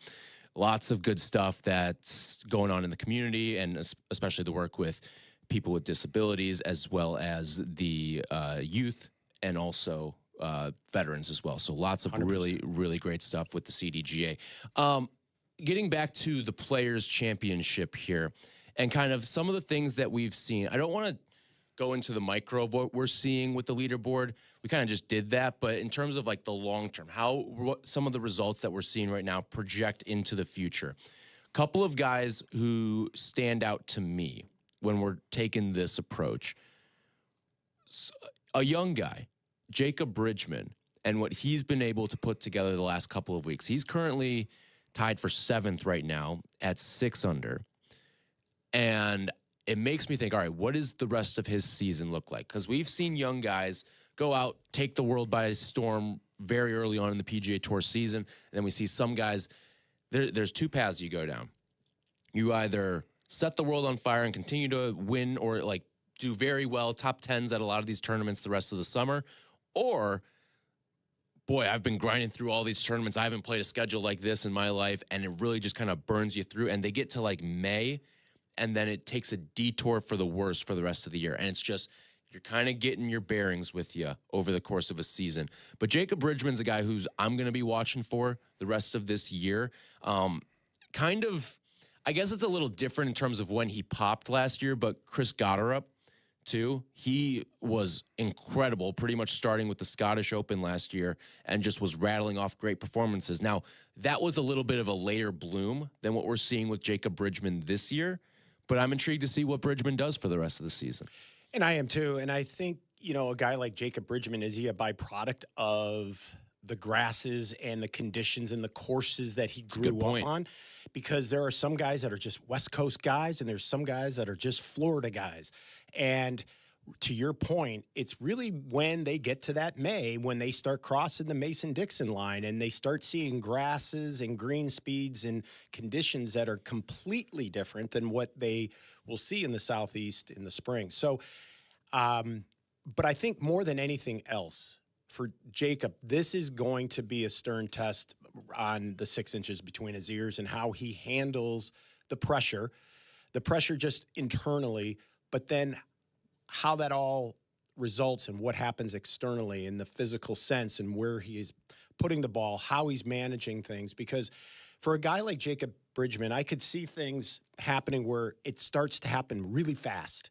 And when things start to happen fast, you start thinking fast, you start walking fast, you're just an eyelash quicker than you were yesterday. And those are the things that the veteran players know how to handle and know that they're having those moments and can calm themselves down. I could just see Jacob Bridgman getting to a point in the middle of the fairway in the back 9 today going, can I call a 30-second timeout and just regroup, take a few deep breaths and kind of get things back to the way they were? And that usually is an unraveling when you make that first mistake or you don't get that lucky bounce like you got yesterday. So how does a young guy like this persevere, not only over his own mind, but what the course doles out to him, and having that ability to know when to press and try to go for it, but also when to take your medicine. Because yesterday I saw a lot of veterans hitting shots you just don't normally see them chipping out sideways. And, you know, the miraculous stuff was not happening in the first 2 days, because you may not win it, but you could certainly lose it if you get too gamesy and, too risky, unless you're, in threat of missing the cut, of course. But for that, I look at this as a big next 2 days for Jacob Bridgman, and a good call on your part. Yeah, we'll go through a couple other names as well when we come back here. This segment's been brought to you by Golf Elgin, home of Bowes Creek Country Club and the Highlands of Elgin. Who's been on your radar? 312-332-3776, as we're about a month out from the Saturday at Augusta. All that and more coming up next. It's the CDGA Golf Show. This is the CDGA Golf Show on ESPN 1100.3 HD2 and the ESPN Chicago app.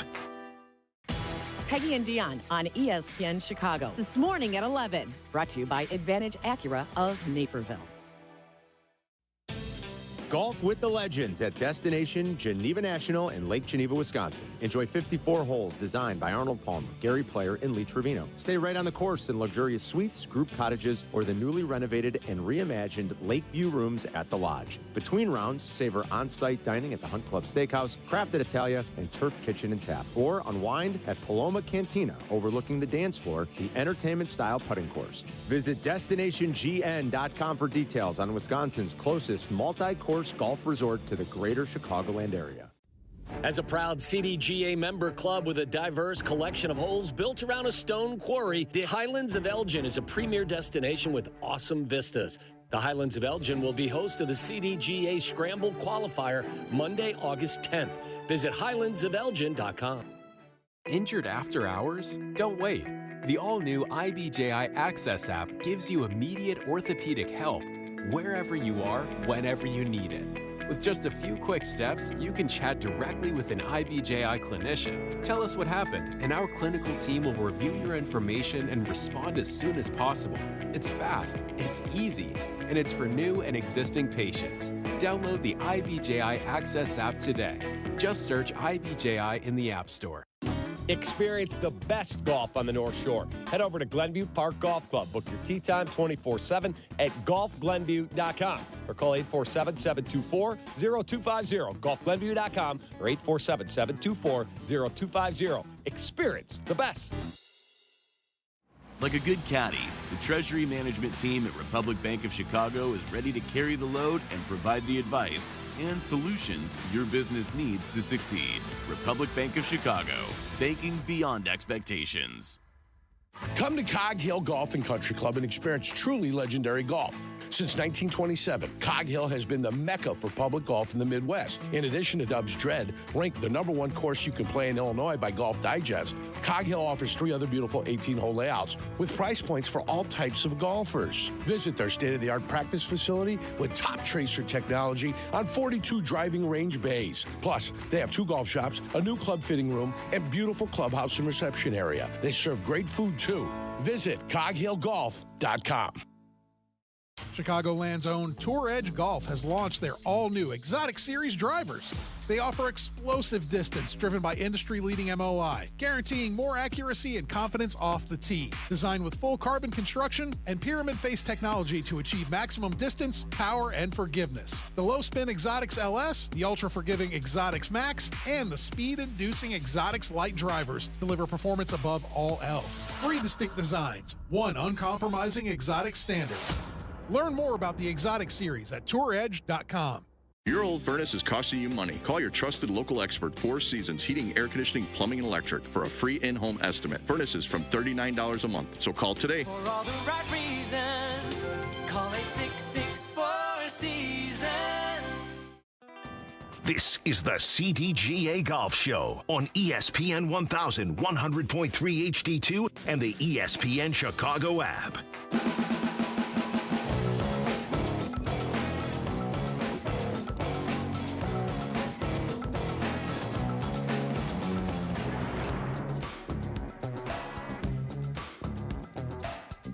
CDGA Golf Show here on ESPN Chicago. This segment brought to you by Tullamore Golf Resort, up North Michigan Golf without the drive. And we also thank our great presenting sponsor at the Glenview Park Golf Club, Ron Cassidy, Todd Vermillion, Gibson Martin. That entire crew does a fantastic work up there at the Glenview Park Golf Club. So looking forward to getting out there when they open up this spring. Yeah, so, one of my favorite public courses in the entire Chicagoland area. Oh, by the way, posting day tomorrow. That's right. You can officially post scores starting tomorrow. Now, you may be looking at your weather app and saying, oh my goodness, it's going to be 60 plus degrees tomorrow.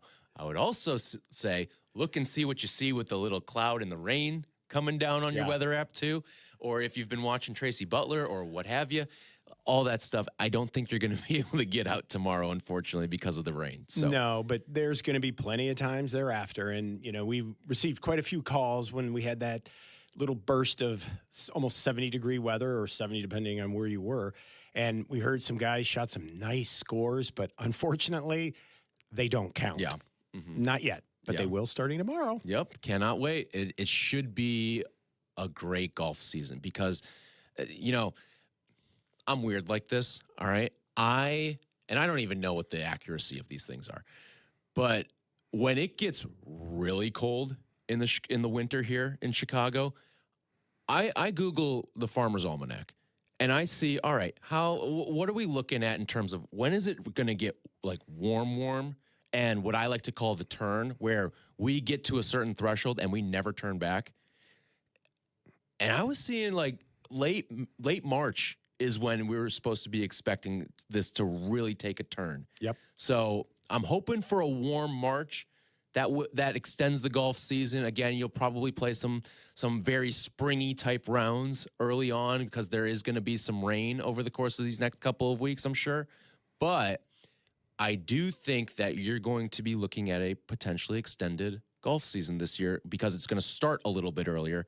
And that's just me going off of what I saw in the Farmer's Almanac from February. Well, from your lips to God's ears, or the weather gods, sure. But, you know, I know we're getting closer when, you know, Big Boss got me one of those putting greens. Okay. And so I took it from my basement, and we have a duplex. So up on the second floor, we have a outdoor patio that's up on the second floor. So it fits perfectly out on the back porch. So what I do now is I have that thing all set up.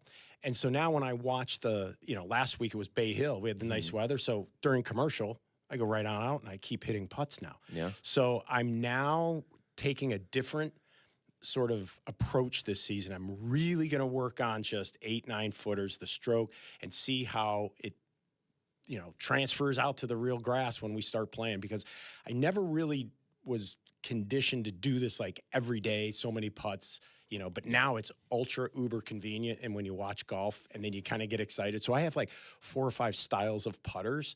So then when I watch like Scotty with the spider, then I pull out the spider just to see how that's rolling. But then I've also got then the Cameron. And so, it just, and I even got the long Ashke Batia one. So I've seen you pull that one out before. I pulled it back out. So, it's kind of fun just to sort of experiment and to see what girl you're going to bring to the dance this year. That's awesome. That's when we're starting to get there closer and closer and closer. So you and I were looking this up during the break. You were bringing up to me how much Jack made when he won the Players. You want to unveil that number to the people? So in 1974, the Players Championship started. And I think earlier we were talking on the fact that it's never going to be considered, well, I shouldn't say never, but it's not currently considered a major because it started in 1974 when all of these started in 1934 or earlier. So 1974, his first of 3 victories, Jack won. And when he won, they gave him a check. You ready for this? $50,000. I think people win that on The Price is Right or like Wheel of Fortune, like with no problem these days, right? And get this, the purse, the total purse, $250,000. So what does somebody have to do to finish to make that kind of money today? So if you were to try to like match Jack's win in terms of dollars, what would you have to do this weekend? So Jack made $50,000 this weekend. All 72 players that made the cut this weekend will be walking away with at least 50 grand. Oh my God. So they're getting $53,000 a piece. So they're going to actually make more money than Jack did winning the event for just doing enough to get across the cut line. Now, there were a number of players right on that cut line this week, but 65th in this tournament makes $53,750. Wow. And that is just making the cut. Yep. Now, the whole purse from that, $250,000, which, by the way, is 100 times that purse now. I know. $25 million is what you're looking at for this year with the players. I'm glad the inflation rate isn't going that way in real life. Right, but exactly. Geez, Peter, right?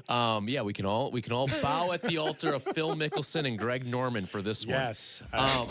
If you want to reach that threshold, $250,000, which the entire purse was back in 1974, like you alluded to, you'd have to finish around 23rd, 24th. 24th comes away with $241,250, and 23rd is $261,250. So you're not even logging a top 20, and you're making the entire purse of what 1974 was. Yeah, I know.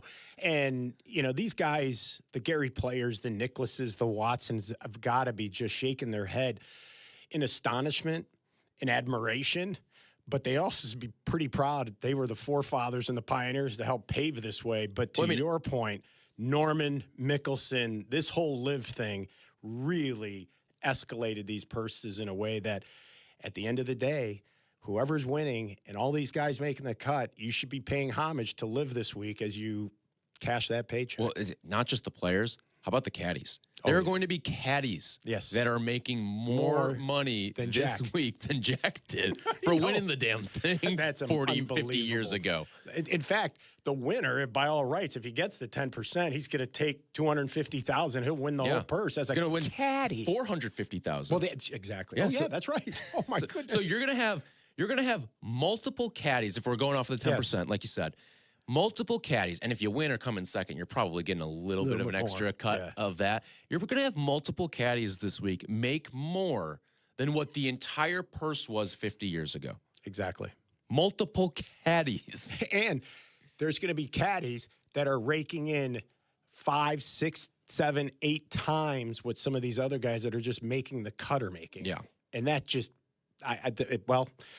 life is great. Isn't it great to be in America? It must be. I mean, it must be nice to be the Ted, and I guess Ted Scott probably won't be among the ones cashing in like that this week, but to be among the Ted Scotts of the world who once upon a time was making like a top 40 earnings on the tour in terms of tour characters. And now the caddies are almost becoming bigger stars than some of the actual players that are on the tour. Yeah. And but it does go to show you just how important those players or the caddies are in the players' lives in terms of trying to make these things happen. Yeah, but, no, it's incredible the way that things have changed here. We were talking a little bit about some of the players that we've seen have some success so far at the players, and even if you go back to the Arnold Palmer and before that too, and what it means moving forward as we're now a month away from the first major of the year, that being, of course, the Masters. And another name that popped out to me is Matt Fitzpatrick, who's currently tied for 10th at 5 under. And we've seen a lot of uneven play ever since he won the U.S. Open out at Brookline a couple of years ago. He's been up and down and kind of been all over the grid, but we haven't seen that consistent level. And sometimes that happens with guys who I don't want to say haven't heard of, but it's a little shocking when they win their first major. I think we can be saying a lot of the same stuff about J.J. Spaun for this upcoming season. What kind of play is he going to deliver? But now we're starting to see a level of consistency with a Matt Fitzpatrick in this 2026 campaign so far. And I'm curious to see how it's going to stack his game up for the rest of 2026. I would absolutely agree with everything you just said. And you know where I have seen a big difference in Matthew Fitzpatrick is I think TGL has absolutely helped a guy like him. And here's why. Not so much with the physical striking and keeping his game in shape, but watching him as relaxed and having as much fun and being one of the guys. I didn't see that when he first came out, and I think that's partly because he left Northwestern a little early, right? Much to the chagrin of an Eric Ciotti and the rest of the crew up at Evanston, right? But I do think it's a little bit for him just finding his way in America, the American game, and also, his colleagues, and putting himself on the same level. Because even when I think he won that U.S. Open, I think he had doubts in his mind but am I truly on the same level as these other major winners? But I think now he's growing into that confidence. And I also think that just by hanging around those guys during the winter, this being his second year of TGL, I think it's done a lot for him. That's a really interesting point. And I think that, because we're going to watch it with JJ Spawn. Same thing can be said about Brian Harmon from a couple of years ago as well. There's all these guys the guys that no one's picking at the beginning of the tournament, and they end up winning, and then what do their careers look like after? We've seen, or at least we could have seen, a world where Xander wins a major. I think we're going to say the same thing this year with guys like Ludwig Oberg or Victor Hovland or even maybe a Patrick Cantlay or something like that. Guys we can see a world where they can win a major, and whatever they do after that is no surprise to us. But then it's these guys that you don't pick, the Spawns, the Harmons, the Matt Fitzpatricks of the world that go out and do win that first major, and then it's the up and down roller coaster of it all after that. But the TGL stuff is interesting because I think it does probably loosen them up, because it is a very it's more of a driving range feel, right, with your friends. That's exactly it. And the whole team aspect of it as well, as opposed to, hey, we're going out, we're really grinding through a practice session here. It's the looseness of it all, I think, is an interesting point.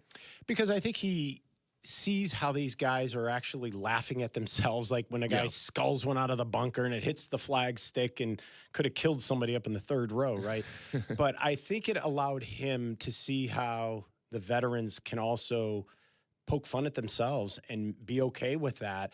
And I think he just finally began to sort of fit in, like that awkward kid coming to a new school. Another guy that I think is starting to find his way is Brooks Koepka. Yeah. I mean, you look at the body language, you look at his face, you look at how he's conducting himself on the golf course. Number one, he looks awesome, but he's also uber confident, and you can tell there is such a difference on how he looks and feels versus when I'd watch him in person at these live events, and it was almost like he couldn't wait to get out of there. I was going to say, he wants to be here. Yeah, now. He wants to be here. He loves the crowds. He feeds off of this. I mean, and I've mentioned it before, he's a big game hunter. He just loves these environments. So, his reception back, people were like, how is he going to be taken? Well, I have to tell you, it seemed like a big love affair down in Ponte Vedra for the guy. And I think that's only going to keep continuing, because now that he's back, there's a lot of people that have welcomed him back into their, fan clubs and all the rest of it. Yeah. So I look for a lot of big things out of Brooks in the majors this year. Yeah. I'm looking forward to see what the 2026 season looks like for Brooks. This is kind of his first big-time showcase. He's obviously played in a couple tournaments already leading up to it, and it's kind of like, oh, Brooks is here. Now it's like, oh, yeah, Brooks is here. And he's playing well, so it's good to see. And he's one of the guys who's, I think, pretty easy to root for on the tour, and I think a guy that the PGA Tour definitely wanted back. And you can tell that by the way that they structured the rules for their welcome back to the tour policy. All right, when we come back, we'll take a look at what's taking place as well. Live Golf is out in Singapore this week.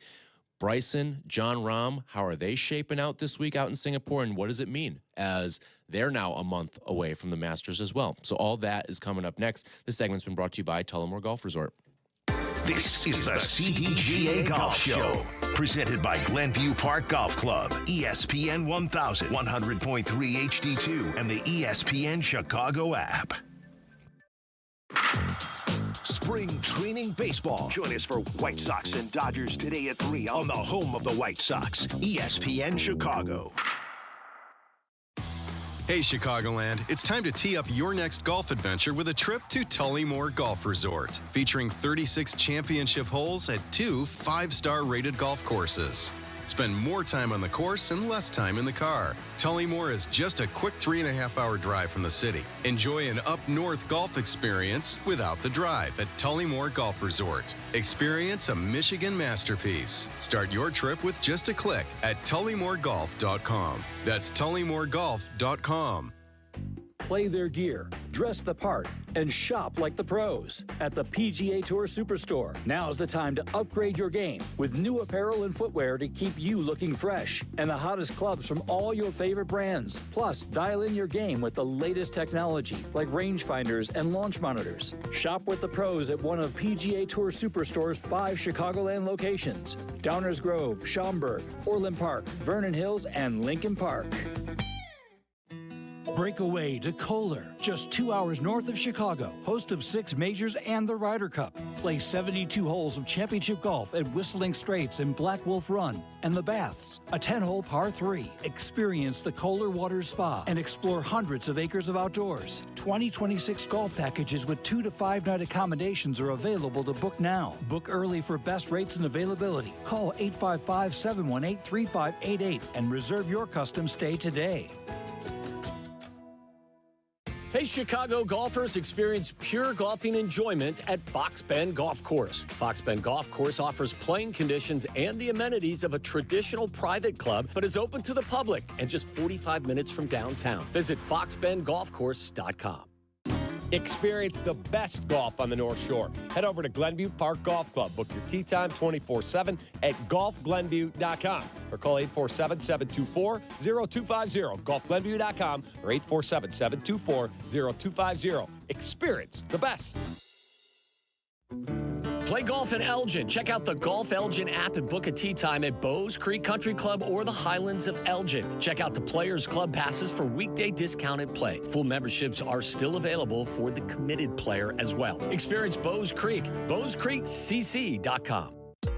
Village Links of Glen Ellen provides a country club experience at a public golf facility in Glen Ellen. With a top-rated 27-hole complex that's proudly hosted 48 PGA Tour and USGA qualifying events, Village Links is considered one of the premier golf courses in the Chicago area. Conveniently located near I-88 and 355. After your round, dine on the spectacular patio at Reserve 22 Restaurant, Bar, and Banquets, overlooking the pristine 18th green. Go to villagelinksgolf.com and get ready for a great round. See you at the links. Nature is calling.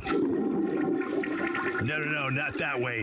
Fishing, hunting, hiking, nature. Chauncey's Great Outdoors, Saturday mornings from 6 to 7 and available on demand on the ESPN Chicago app. This is the CDGA Golf Show on ESPN 1100.3 HD2 and the ESPN Chicago app.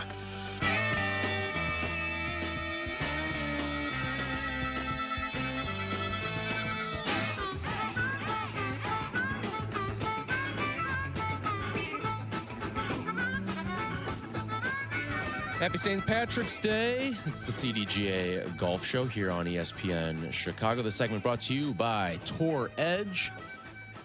You want to jump on into the show, 312-332-3776. We'll be joined by James Kogan live from the Players coming up at 10:15. Also, at 10 o'clock, we'll get to the comments made by new Tour Commissioner Brian Rolap and how he is NFL-ifying this PGA Tour. What does it mean? What are some of his ideas? We'll break all of that down coming up at 10 o'clock and get some of James's insight from what he said at his press conference earlier in the week. But as we take a look around LIV, and remember, LIV Golf now, they may have to change the name of LIV Golf, by the way. The whole thing LIV is Golf, just... remember, it's called LIV because that's the Roman numeral for 54. I was trying to do some quick Roman numeral math in my head there. I learned Roman numerals in probably like second or third grade, and something it's kind of stuck with me. I think I'm pretty good at it. But they may need to change now to LXXII Golf and that doesn't roll off the tongue. No. But all events now are 72 holes, in case you did not know, as LIV Golf tries to work its way further and further towards accumulating official world golf ranking points, all that stuff, trying to be more of a recognized tour so guys don't have to go and do DP World Tour stuff, all that sort of stuff. But right now, so they're playing in Singapore right now. 3 rounds already in the books. Your leaderboard right now, Joaquin Niemann and Lee Westwood. How about that at the top now, both at 10 under. Then you've got Richard Lee, Bryson DeChambeau, each at 9 under, and then not too far behind them, John Rahm at 7 under. Some other notables, DJ and Terrell Hatton, each at 7 under as well. So a couple of the big names all atop the leaderboard on LIV right now as they move closer and closer. But as we look at Rahm and Bryson specifically, because I think those are the 2 guys who, on the LIV Tour, I think they're really the, you know what, I'll lump Terrell Hatton into that equation as well. Guys who, when they pop on over from LIV to play in these majors, which they'll do in a month, those are the guys that we kind of say, all right, they've got a chance to win some of these majors. And as I look at those 2 guys, where do you feel like they're at right now, and even over the course of where they'll be in the next month or so, in terms of getting their game ready to go up against these tour players, especially now that they've been playing 72 holes? Well, honestly, I think that they have a chip on their shoulder. Honestly, I think. Do you think Brooks has anything to do with that? Oh, yes, very much so. And I think there's a feeling of being let down by the crew, because I think they sort of felt like they were a band when they went over, and the band is breaking up. And I think it's sort of, I get the feeling like, the boat's sinking. Now, we don't have a major hole because we have all this money the Saudis have to back us. But it seems like every man for himself now, depending on what rule gets created for you, at the time you need it. And as the PGA Tour looks at, the players that are over there, who they'd like to get back, you identified at least the 3 that for sure a lot of us would love to welcome back. And I still think there's a few others that if they got their game into shape. But one that really, and we haven't talked about it yet, Anthony Kim. First off, if anyone's followed the story of Anthony Kim, this is a kid who was beloved on the PGA Tour. Can't go wrong, can't miss kid. He was everybody's sweetheart, all the way up to 2012 or so, Ryder Cup, everything. This guy had a future as bright as they come. And then he got hurt. And a lot of other things ended up entering into his world as a byproduct of these injuries and whatnot. And he, obviously, fell to addiction on a litany of different levels. And if you read and understand his story, I mean, quite frankly, the young man really, by all rights, shouldn't even be with us anymore. That's how dark his days ultimately got. But once again, golf, it helped bring him back. And, the LIV, concept, they brought him back as sort of a flyer, kind of like a barnstormer. He wasn't even with a team. He wasn't even really officially, a part of this organization. It was sort of you got to prove yourself if you're really serious about this. And it wasn't pretty in the beginning. In fact, it was outright ugly. And I think there were a lot of people second guessing whether or not they should have even tried this. But lo and behold, he caught fire last fall, and he started getting that game in shape. And lo and behold, he won the first event of the year. And I'm going to tell you, he hasn't even scored a point in 2 seasons. But then all of a sudden, he went from last to first. And now I see him, he's still 3 under. He is now starting to compete on a regular basis. And if there's a guy that I would love to see make it, it's him. And I would love to see him eventually get back to the PGA Tour, because when he left us at the PGA Tour, we were so madly in love with the kid, and I would love for that to happen again in a way that, almost, reminds us of the story that, the movie doesn't end when the drunk gets sober. It's just beginning. And for, Anthony Kim, his life is now just beginning. Right. There's one more name I want to throw your way. We'll do that when we come back here in a couple of minutes. And then we'll also get into Brian Rowlett. But I want to throw a name your way about if the tour wants this guy back, and I don't think it's for on-course reasons.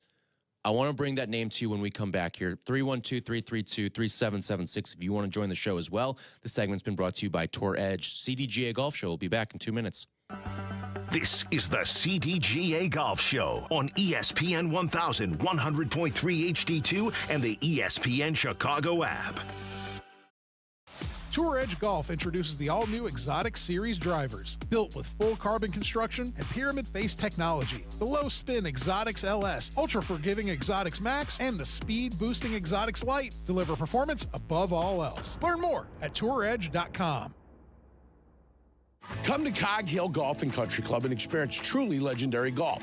Since 1927, Cog Hill has been the mecca for public golf in the Midwest. In addition to Dub's Dread, ranked the #1 course you can play in Illinois by Golf Digest, Cog Hill offers 3 other beautiful 18-hole layouts with price points for all types of golfers. Visit their state-of-the-art practice facility with top tracer technology on 42 driving range bays. Plus, they have 2 golf shops, a new club fitting room, and beautiful clubhouse and reception area. They serve great food, too. Visit coghillgolf.com. Need a mulligan in your current banking relationship? Tee it high and let it fly with Republic Bank of Chicago's business banking solutions. Driving Chicago business for more than 60 years. Republic Bank of Chicago, banking beyond expectations. Play golf in Elgin. Check out the Golf Elgin app and book a tee time at Bowes Creek Country Club or the Highlands of Elgin. Bowes Creek Country Club offers the finest playing conditions and has tournaments open to the public. Experience Bowes Creek. BowesCreekCC.com. Broadcasting live from the Chicago Board of Trade. This is ESPN Chicago, the home of the Bears. WMVP, WTBC, HD2, Chicago, a Good Karma Brands radio station. This is the CDGA Golf Show on ESPN 1100.3 HD2 and the ESPN Chicago app.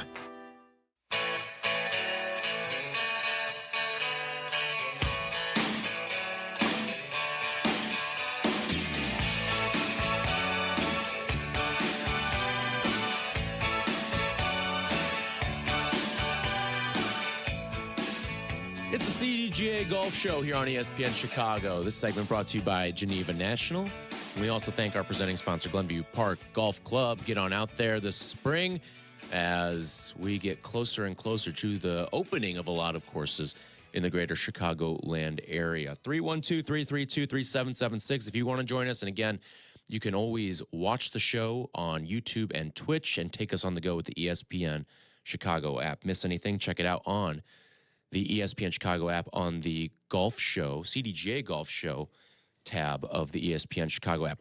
Before we get into some of Brian Rolap's comments from the week, I did want to bring up one more name from Liv that I'm curious if the PGA Tour would want to bring him back.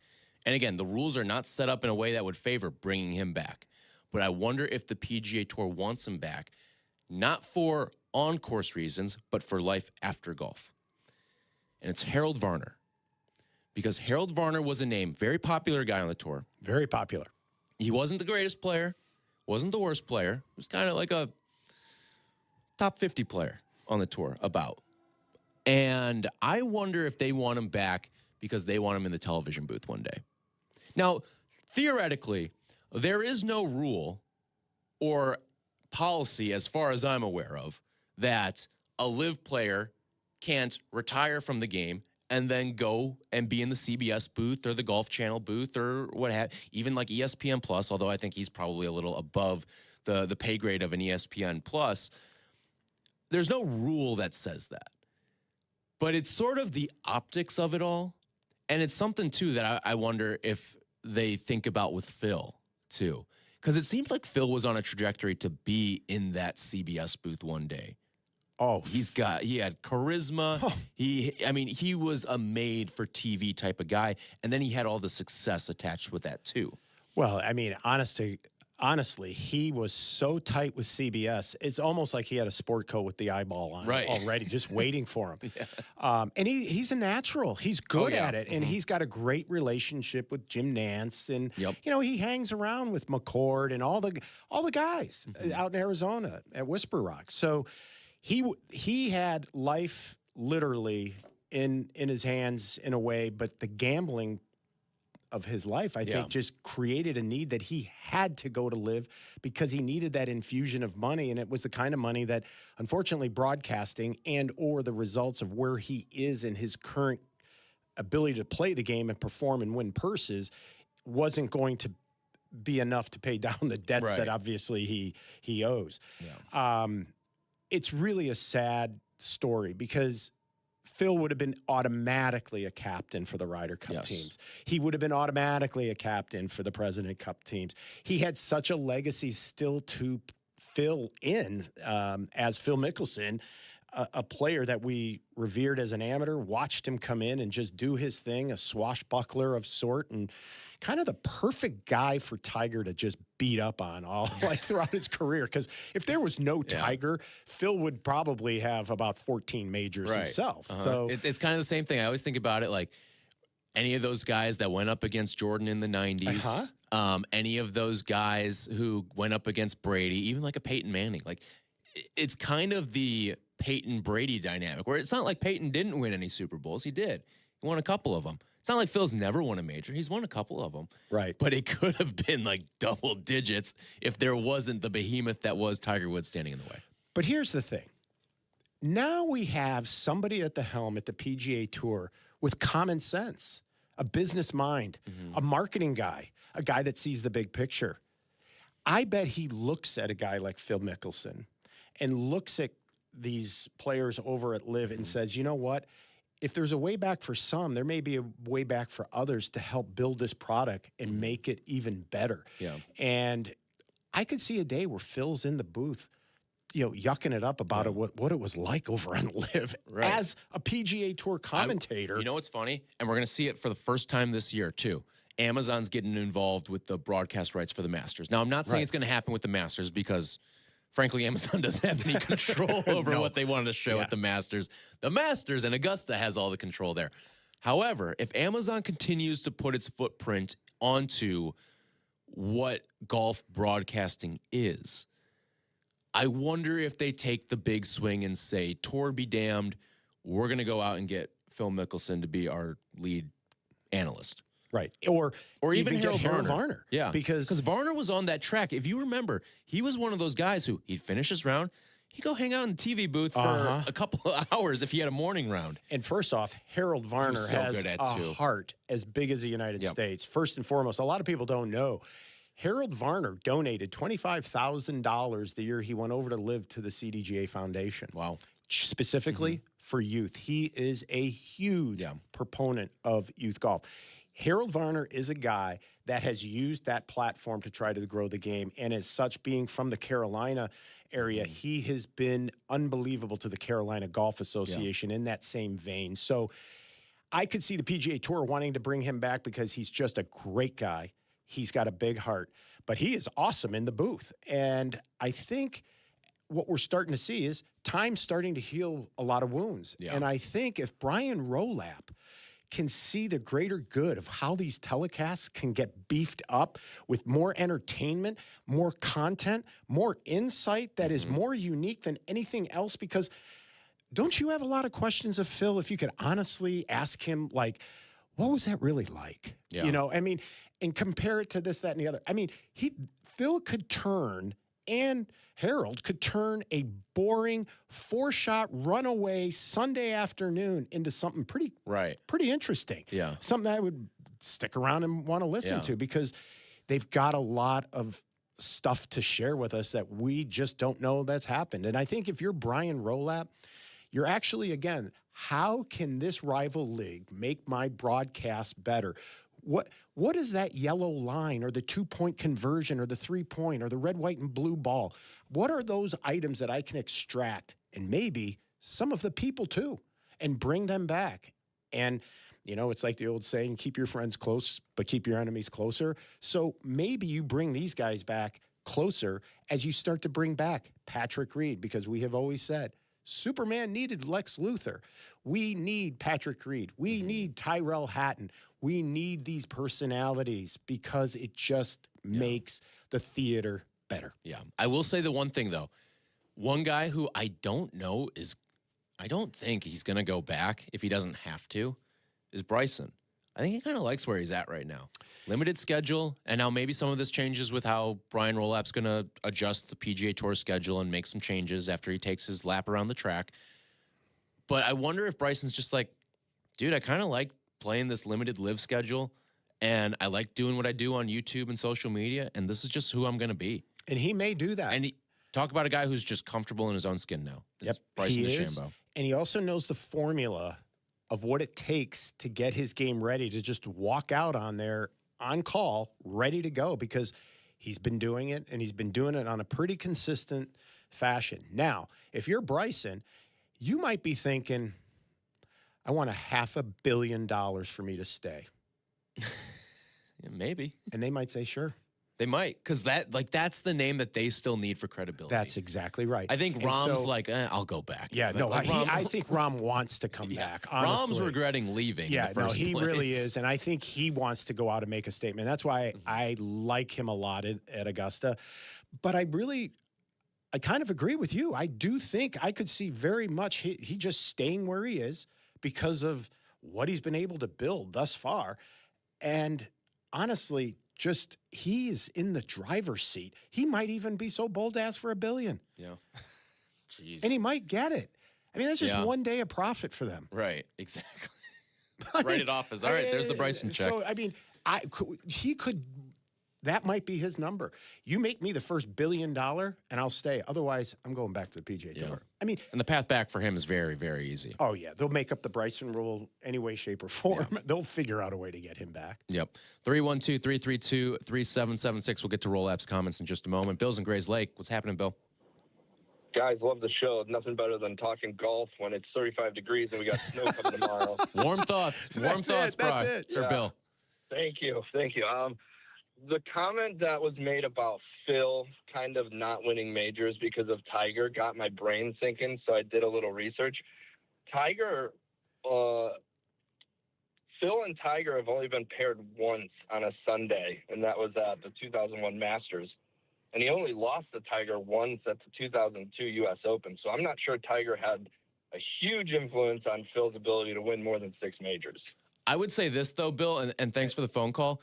Knowing Tiger was on the same course as you plays with the 6 inches between the years. 100%. And Tiger had a lot of those events already won even before he played the 3rd or 4th round. All he had to do was pull the tee out of his pocket, and the event was over. Yeah, so I didn't mean that comment head to head. Yeah. But the fact that he was in his era took a lot of opportunity away from a guy like Phil and a lot of the rest of the guys for that matter. Mm-hmm. No doubt about that. All right, when we come back, we will be joined by James Kogan from golf.com, live from the Players' Championship. He'll fill us in on everything from Brian Rolapp and his comments throughout the week, as well as what he's seeing out there on the course and who is he leaning at for his early Masters pick as we sit now a month away from teeing it up at Augusta. 312-332-3776 if you want to get involved as well. This segment's been brought to you by Geneva National. This is the CDGA Golf Show on ESPN 1100.3 HD2 and the ESPN Chicago app. Do not, and I mean you, do not miss the Cap and J Hood Show, now morning 6 to 9 on ESPN Chicago. But you're busy. Things happen. We get it. If you have to miss it, you can always listen to the podcast on your time. Find it on the ESPN Chicago app or wherever you go to pod. It's brought to you by Republic Bank. In 1958, few imagined a young Joliet native and Air Force veteran like Brent Wadsworth would pioneer the nation's leader in world-class golf construction. Wadsworth Golf Construction was founded on his vision of leading with integrity, service, and quality, with over 1,000 golf courses built or renovated, including 110 in Illinois. Wadsworth Golf has left an indelible mark. Yet it's more than just construction. Wadsworth's philanthropy, embodied by Wadsworth Golf Charities Foundation, has donated over $12 million to nonprofits using golf to uplift children, veterans, and the underprivileged. Projects like Youth Links at Cantini, CDGA Sunshine Course, and newly renovated Canal Shores in Evanston have benefited. Wadsworth Golf proudly supports the CDGA and looks ahead to further collaboration in enhancing the golfing community. Explore their projects and foundation at wadsworthgolf.com. Golfers, go north to Wisconsin and experience the Club at Lac La Belle, voted a top 10 most fun golf course in the country by Golf Digest. The Club at Lac La Belle is now accepting tee times. Take advantage of same-day replay rates. The Club at Lac La Belle is at the heart of the Wisconsin Golf Trail, featuring a majestic, redesigned course and beautiful clubhouse. Schedule your tee time now at theclubatlaclabelle.com. A historic past meets a vibrant future. Go to theclubatlaclabelle.com to start your journey. Elevate your game and help open the game to others. With a CDGA membership, you become better through golf. As a member, you'll receive an official USGA handicap index to validate your game, plus exclusive member perks, special competitions, unforgettable excursions, and insider communications. Your membership can quickly pay for itself. Memberships fuel CDGA's Sunshine programs, expanding access to the game and ensuring it thrives for generations to come. Learn more about membership at cdga.org. Experience top courses managed by Kemper Sports. From North Shore classics like the Glen Club, Deer Path, and Winnetka, west suburban favorites like Bolingbrook, Cantini, and Village Greens of Woodridge, and Southside gems like Harborside International. Kemper Sports offers something for everyone with impeccable course conditions and top-notch hospitality for over 45 years. Kemper Sports creates lasting memories. Did you know Kemper Sports was also recently awarded as a top places to work by Crain's Chicago? Visit KemperSports.com or follow Kemper Sports on social media. Fox Bend Golf Course, the gem of the western suburbs. Voted a 5-star course by Chicagoland Golf Magazine. Come to Oswego Land, only 45 minutes from downtown, and play some of the most superb green complexes in the area. All skill levels are welcome to play this 6,900-yard par 72 course. Fox Bend Golf Course has hosted 3 Illinois Open championships, and this year they will host the 2026 Chicago Adaptive Open. Book a tee time today at foxbendgolfcourse.com. This is the CDGA Golf Show on ESPN 1100.3 HD2 and the ESPN Chicago app.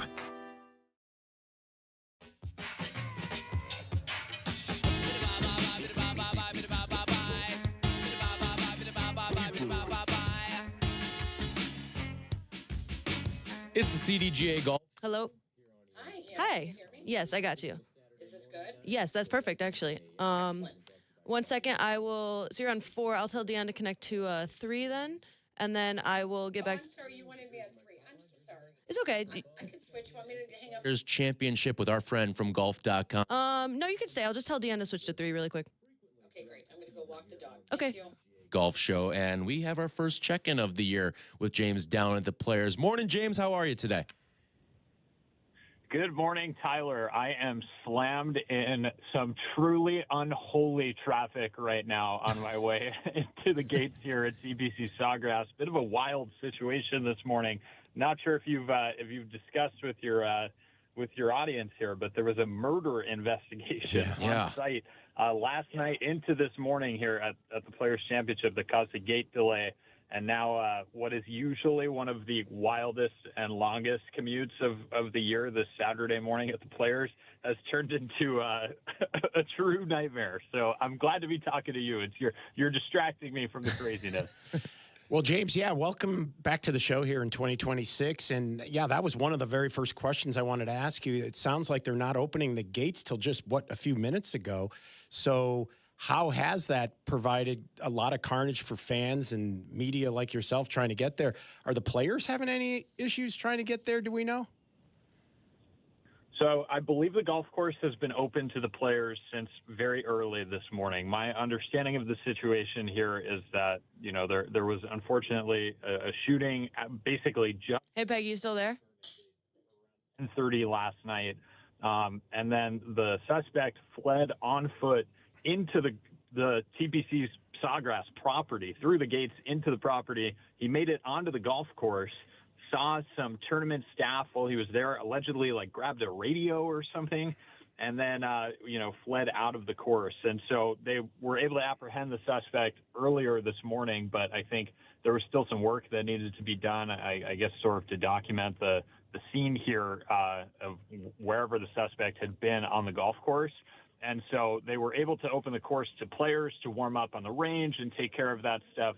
but I think that they needed to, leave the rest of the golf course closed for the official proceedings of the rest of the investigation here. So anyway, just some true craziness, but I would say really thankfully the worst effect we've had here so far is just a really, really backed up A1A on our way into the golf course. Yes. So hopefully should be all right by the time the leaders are off and everything this afternoon, but definitely some excitement here to start the day. Yeah, scary situation there. So as we get towards the golf side of things, actually before we even get to the golf side of things, I want to talk about some things that were said earlier in the week on Wednesday when PGA Tour CEO Brian Rolap met with the media. A number of things on the docket that you and others were asking him about, including Live Golf.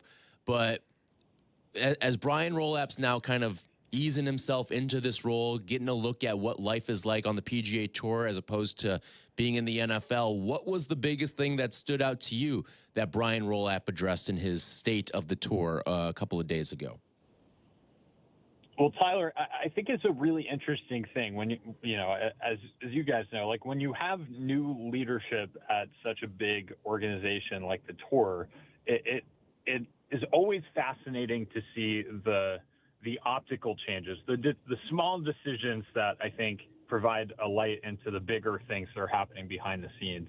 And as far as that's concerned, I think we got really our best glimpse into what Brian Rolap's leadership style has been at the Tour, with just the way that he decided to approach this real first press conference for him as the Tour's CEO.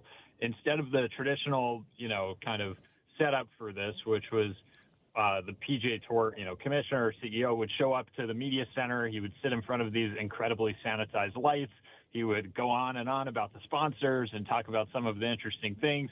There would invariably be a new slogan or catchphrase for the year that they would be looking to pursue.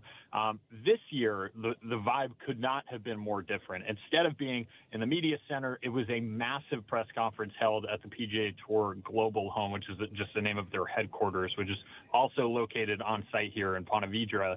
And there were 1,100 people there. It was a lot of the real bigwigs in the golf world, agents, players, network executives, sponsors, all the important people that help to make the business of golf go. He invited them all in so that they could see and hear his vision from his mouth in that environment. He spoke extemporaneously for I believe the number was 47 minutes as, reporters just asked question after question about everything from the golf ball rollback to the future of Live and all the other fun stuff that we see on a day-to-day and week-to-week basis in the golf world. I think, Brian as a leader is incredibly impressive in that setting. He just has a real grasp of, how to speak candidly and transparently, how to get his voice to be heard in a compelling way. But I think really more than anything, I was just impressed with his willingness to sort of tell it like it is.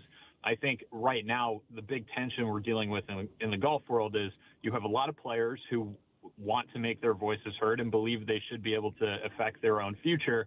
And you have a lot of executives who are trying to grab back control of the wheel and say, hey, we know how to make the best business decisions for the Tour. And I think what Brian was trying to show is that, he can sort of be the bridge between those two parties and try to make something that works for both sides of it. I think it's very interesting, and I think Brian's pedigree as basically Roger Goodell's right-hand man at the NFL, it was on full display. He seemed like a man exuding just an extreme amount of competency, and I think that that's something the Tour very badly needs right now. And there's no doubt. I watched every minute of that. And my question for you then, around the media center, how are the players reacting then to the thoughts, the ideas, changing the season, and ultimately even doubling the elevated events? Is that a popular consensus, or is there some, we're going to have to see what this is going to be like? Well, I think it depends what kind of player you are. I mean, I would compare. I'm a Giants fan, so I've been, watching this John Harbaugh hiring has been very interesting for me. But even for you guys with Ben Johnson last year, when you bring in new leadership, I think for the best players on the team, it's good news. You've got an exciting new coach. He understands schematics. He's trying to, pull together all the pieces to turn the ship around. Like, that's exciting stuff. But if you're, one of guys numbers 50 to 60 on the roster pool during the off season, then, you're a little bit more concerned about what the new coach means, because it might mean that you're not really in position to, to be a big part of the plans in the future. And I think we're seeing a lot of a very similar thing happen here on tour, where a lot of the big stars, I think, are really, really excited about what the developments are. I think there's a lot of enthusiasm from the tour's investors, the Strategic Sports Group, which is basically just a collection of a bunch of famous sports owners who bought equity in the tour, to everyone like, Jordan Spieth, Tiger Woods, Scottie Scheffler, Rory McIlroy. All these guys are really excited about these new plans for the future. But, of course, any decision that you make, you got to get some buy-in from the rank and file. And I think what I've heard from those guys this week has been a lot of hesitancy around what these changes are really going to mean for them and how those changes could affect their ability to continue playing on tour. Now, the interesting thing is I've spoken to a lot of people on the sort of league side of this, and the tour has argued that for those players, life will be better than it's ever been before. The plan that was laid out by Roll-Up earlier this week is basically for there to be an A Tour and a B Tour. And the A Tour will have fewer events, but they'll be bigger and worth a ton of money. And they'll have 120 players, and it will be like very, very solidified in that place. The B Tour will be everyone who doesn't fit into the top 120. They'll play for less money, but a consistent schedule that includes a lot of the PGA Tour events that right now, the ones that are left out of this future schedule. And the interesting thing is that in that world, all the guys from, say 100 to 150 in the world rankings are probably going to do pretty well for themselves. They'll have more opportunities to play. If they play really well, they'll make it onto the A Tour and they'll play for a ton of money. And if they play poorly, then they'll at least have some security on the B Tour.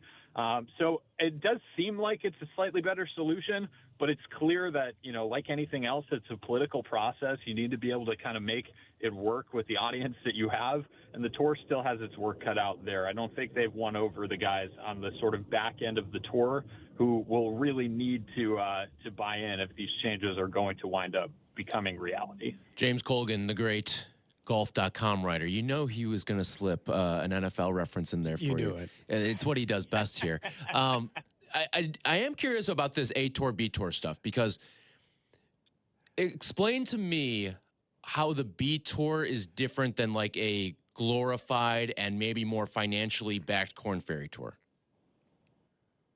That's a great question, and it's one a lot of players, I think, are asking right now. I think that the biggest component of the B Tour now is that the hope is that it will look like the Champions League in soccer and the Premier League in soccer, where being in the Premier League, there's still plenty of competition. There's still a very high degree of relevancy and importance to the events.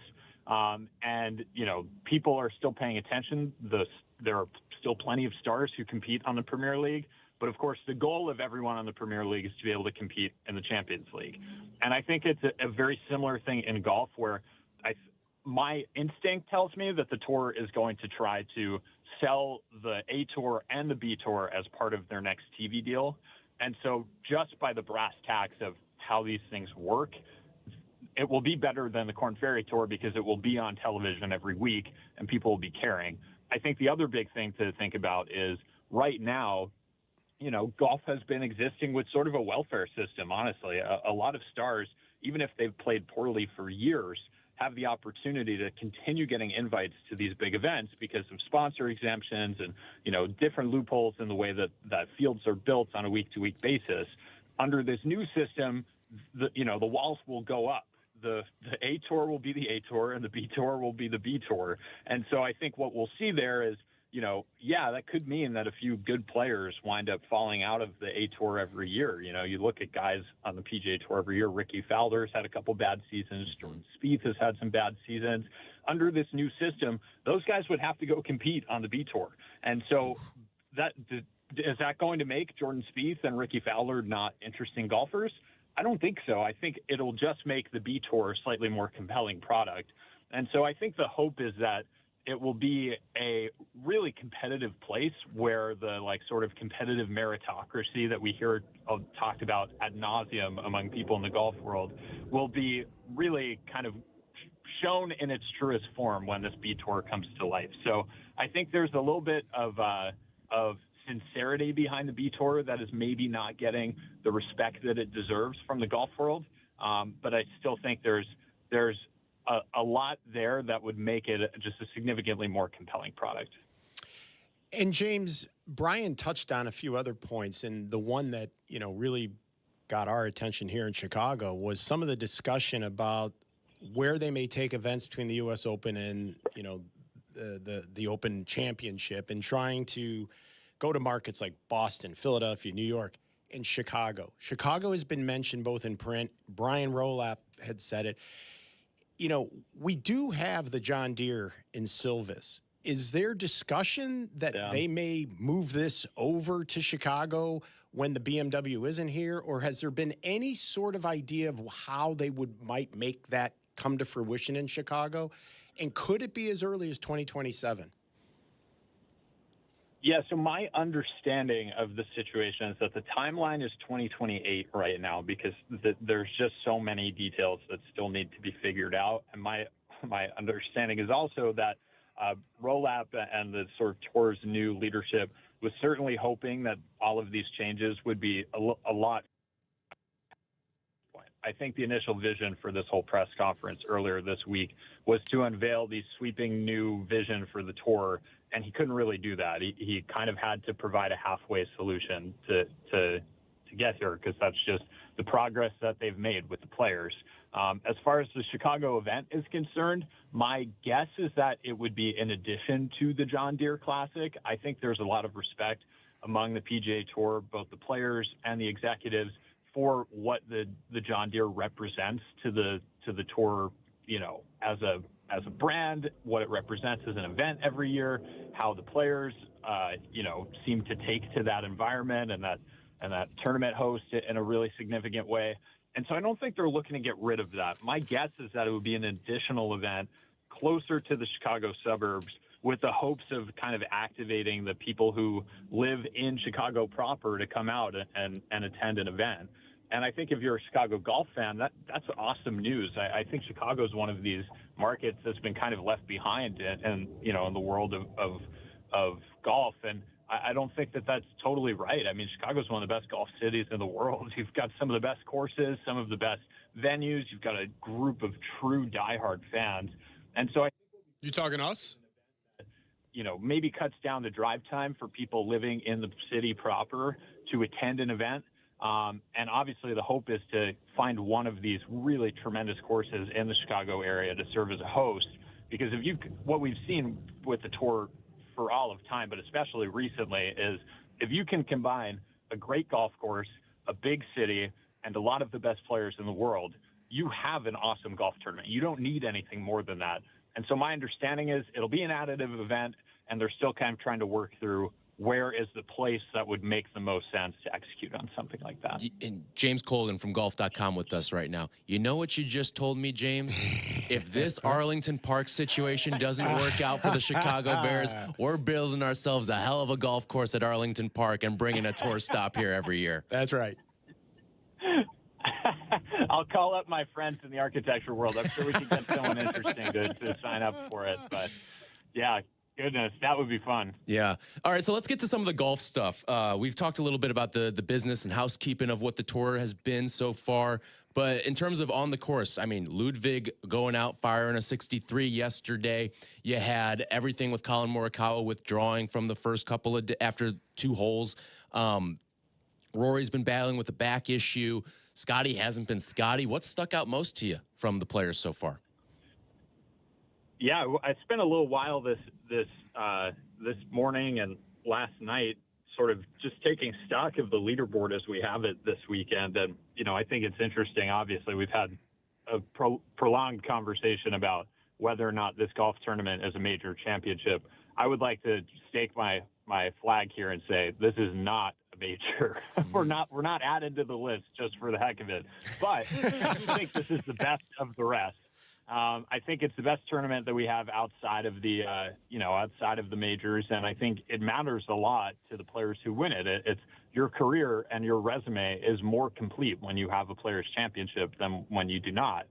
And I think the interesting thing that we're seeing here this weekend is while the two guys who have really dominated the sport over the last 3 years, talking about Rory and Scotty, are sort of out of it. They're both 10 or more shots out of the lead heading here into Saturday morning.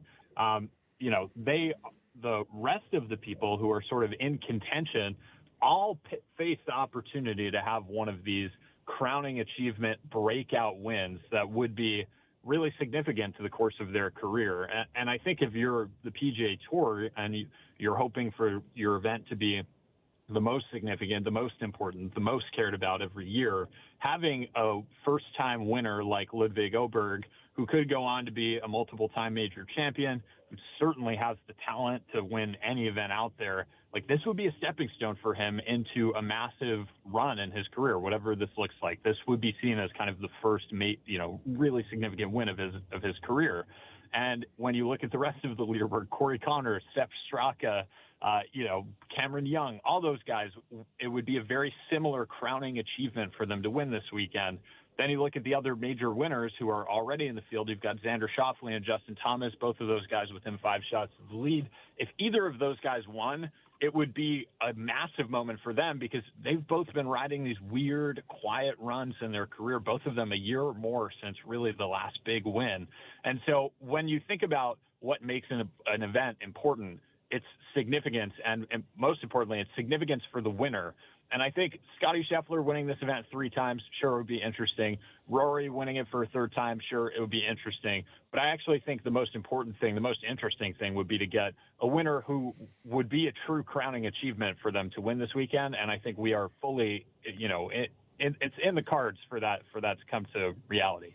And I could not agree with you more that it is not a major, by the way. I concur. It's probably the next best thing to obviously a major. But given the first few days of what we've seen, and it has been nothing but a roller coaster for some players. I mean, we watch players have the lead after 5 holes and miss the cut. So from your perspective, what has been either the wildest overheard comment from a player or a caddy or the most ridiculous thing you've seen over the first couple of days that you can actually repeat on radio? Oh man, there have been plenty of comments that I could not repeat on radio. So that's always a good sign. That's it. This is an interesting point. I would say I think the most interesting comment I've heard this week to this point came from Jordan Spieth yesterday, who's actually been playing some really good golf this week. But he said after he played the 6th hole very strangely and made a truly unreasonable par. He hit his drive like about 70 yards offline and then somehow made par off of it. And he said that he turned to his caddy, Michael Greller, and the two of them agreed they wanted to play normal golf on the 7th and 8th holes. No more weird golf. That was his direct quote. And I thought that was so funny. I think it speaks so much to how this golf course kind of lives in the nightmares of so many of the players who are in the field, is that, you're never really enjoying yourself when you're here, even when you're playing really well. I mean, Ludwig shot 63 yesterday, and even he, at the end of the day, it wasn't euphoria, it wasn't joy that he was experiencing, it was relief that he had gotten through it. I think you just see golfers get into a very interesting kind of mindset during this week, and it's because the golf course out here just forces you into so many uncomfortable shots. Real quick, James, before we let you go here, does Ludwig end up winning this thing, or do you think someone hunts him down? I'm going to say I think this is a Ludwig Åberg crowning moment on Sunday. He is the two-shot winner right now, but I think we all got collectively so excited in the golf world for this, summer of Ludwig last year, and then it never really came to fruition. He didn't play his best golf, wasn't really in the shape that we were kind of thinking he would be. This week, I have seen everything that I was hoping to see from Ludwig last year. He just has all the components of his game in in the best moments, the towering drives, the precision, the aggressiveness, the mindset to just really execute at a high level. All that stuff is coming together in real time in front of us.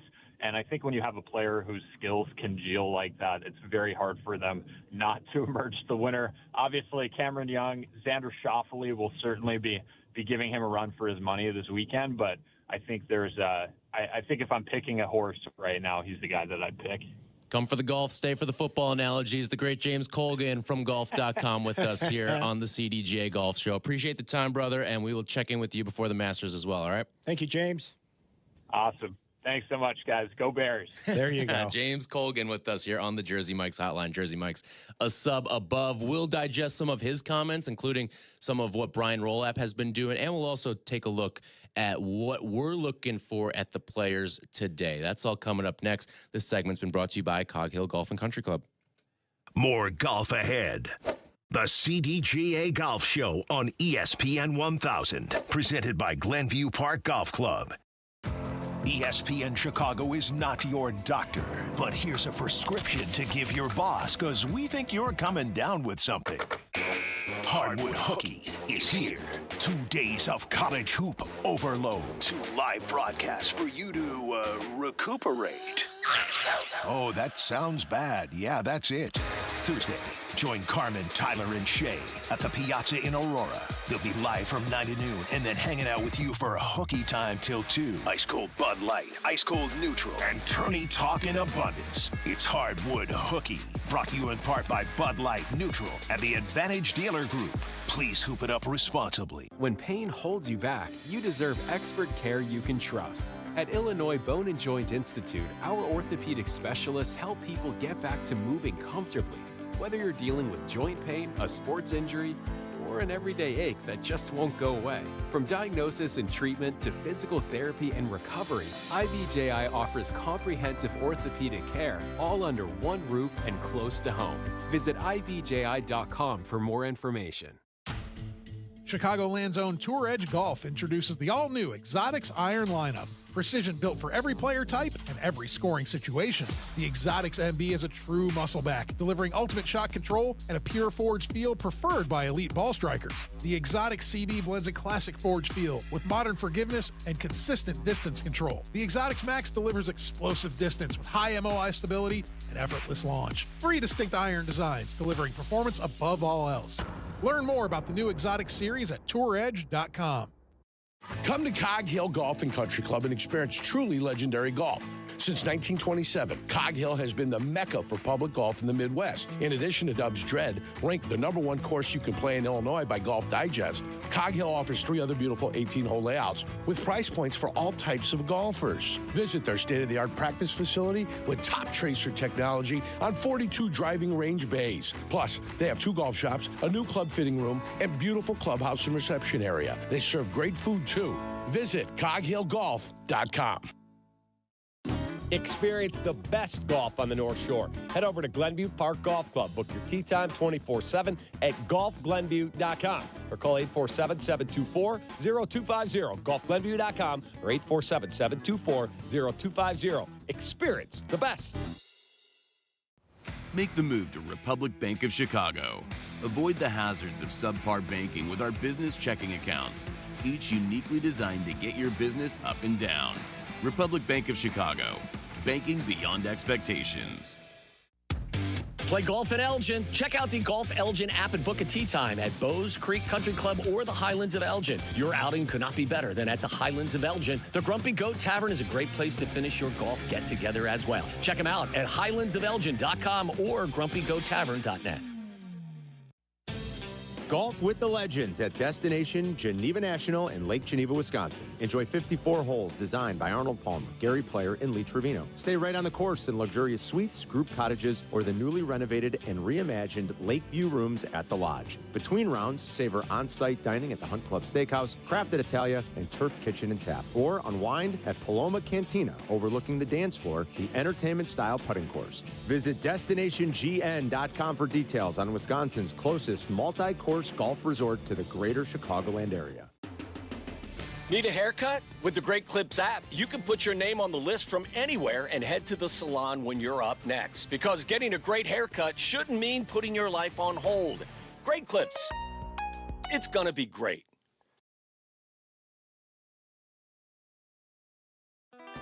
This is the CDGA Golf Show on ESPN 1100.3 HD2 and the ESPN Chicago app.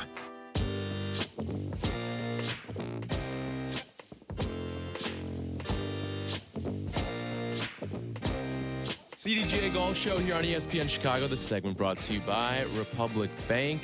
Quick look at the leaderboard, and then we'll get to some of what James's comments were, including the future of golf here in the Chicagoland area as it concerns itself to the PGA Tour. Ludwig Oberg, your leader right now. He is 12 under. He'll be teeing off in about 3 hours from now. Xander Schauffele on his tail, 2 strokes back.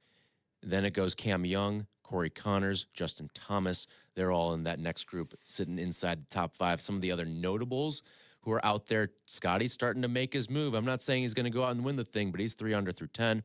He's having himself a nice day today. And then we've got the Golf Channel on in here in the studios, and we saw Brooks Koepka out on the range. He tees off momentarily. He'll go off in the next couple of minutes here. Rory McIlroy also out there. He is even for the day, +1 for the tournament, tied for 57th at the moment. So that's where we're looking at on the leaderboard out at the Players. So something that James brought up was, and you asked him the question about the time in between the U.S. Open and the Open Championship and what that's going to look like on the golf calendar moving forward, and the want to try to use some of these bigger markets that maybe don't get a lot of play as PGA Tour stops. Boston, Philly, although we saw a lot of Pennsylvania last year, it felt like. Exactly. And New York, and then obviously Chicago, just using some of these top 5-7 markets within the United States and use them as bigger golf markets. And Chicago's obviously an interesting one because every time the PGA Tour comes here, the city hits it out of the park with the presentation, the courses, the ultimate play on the course, which is something they can't control, obviously. And you asked about, would they move the John Deere here, or would they try to create a new event or bring an event here year over year? And James was saying, oh, they're probably going to keep the John Deere. And you immediately went and said that'll probably be one of those B Tour stops. Correct. And I look at what you could do here, and I want you to put your tournament director cap on. How would you want to format if the PGA Tour and Roll App said to you, hey, Mike, we're going to have a tournament in Chicago every single year. You're going to run this thing. How are you going about it from a course standpoint? Are you rotating it, or would you like to find one home for this stop every single year? Well, I think I'd ask the PGA Tour, what sort of message do you want to send to Chicago? Do you want this to be a private affair, or do you want to highlight what Chicago does best and offer one of the greatest public golf courses that we have in our community? Because I think if you go public, you've got a regular tour stop year in and year out. I just don't know that a membership at Olympia Fields or Medina or Conway Farms or North Shore is going to want this each and every year to disrupt, because let's face it, our golf season is precious. It's short. Yeah. It's not Florida. No. And when you are talking about the time between the U.S. Open and the Open Championship, you are absolutely in the heart of our season. Mm-hmm. The clubs are playing member guests. They're, getting ready for member, club play, the championships and all the rest of it. An event of this size and magnitude is going to knock out a lot of facilities. It's not just 1 week that you're taking away from the members. It is not. And you are shutting other areas of the club down: swimming pools, tennis courts, pickleball courts. Pickleball courts.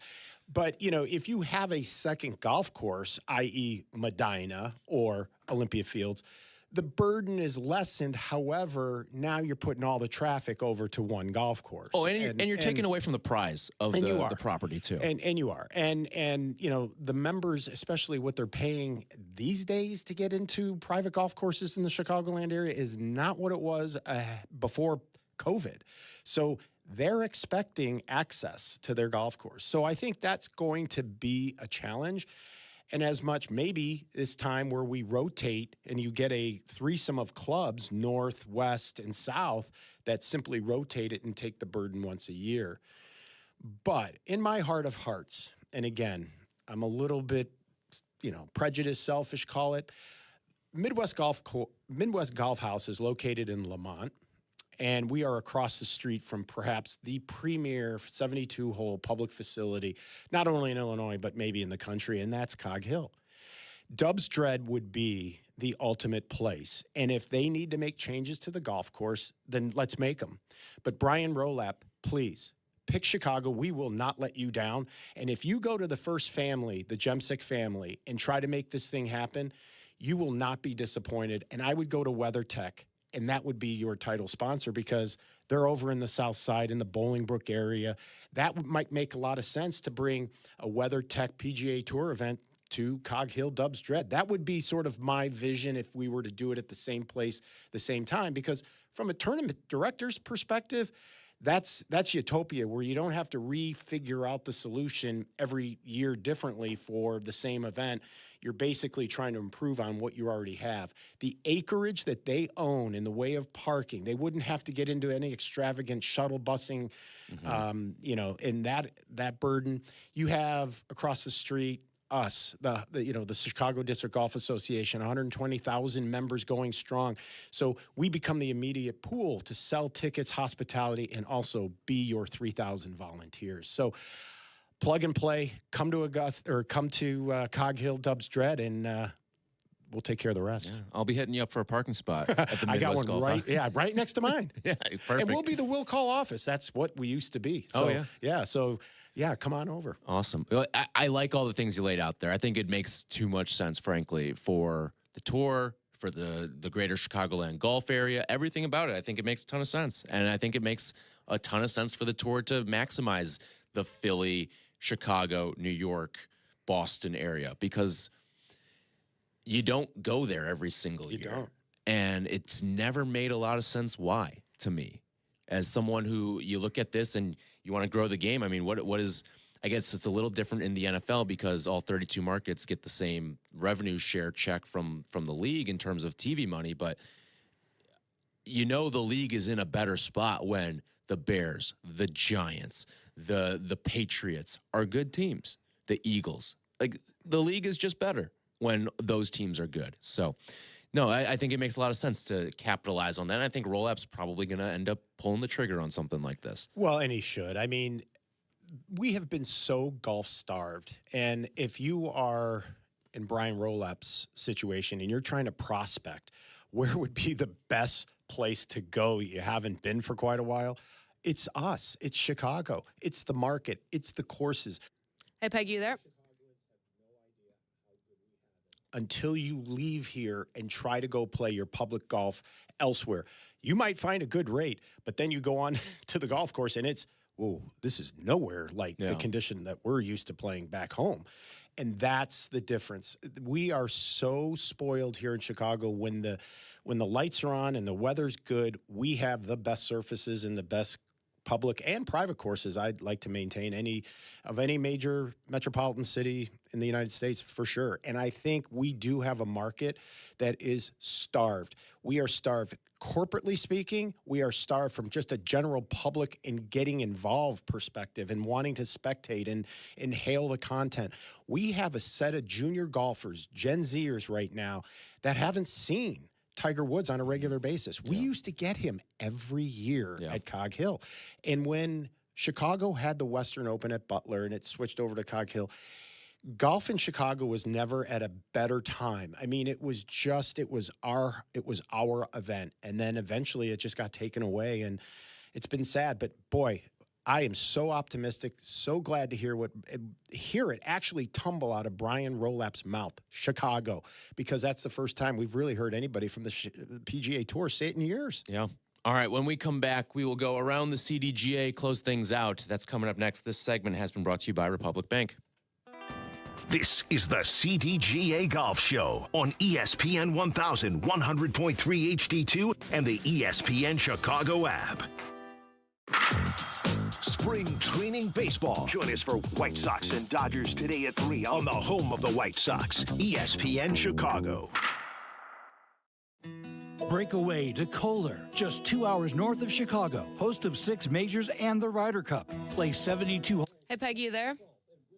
It's in Black Wolf Run and the Baths, a 10-hole par 3. Experience the Kohler Waters Spa and explore hundreds of acres of outdoors. 2026 golf packages with 2 to 5 night accommodations are available to book. Yes, I got you.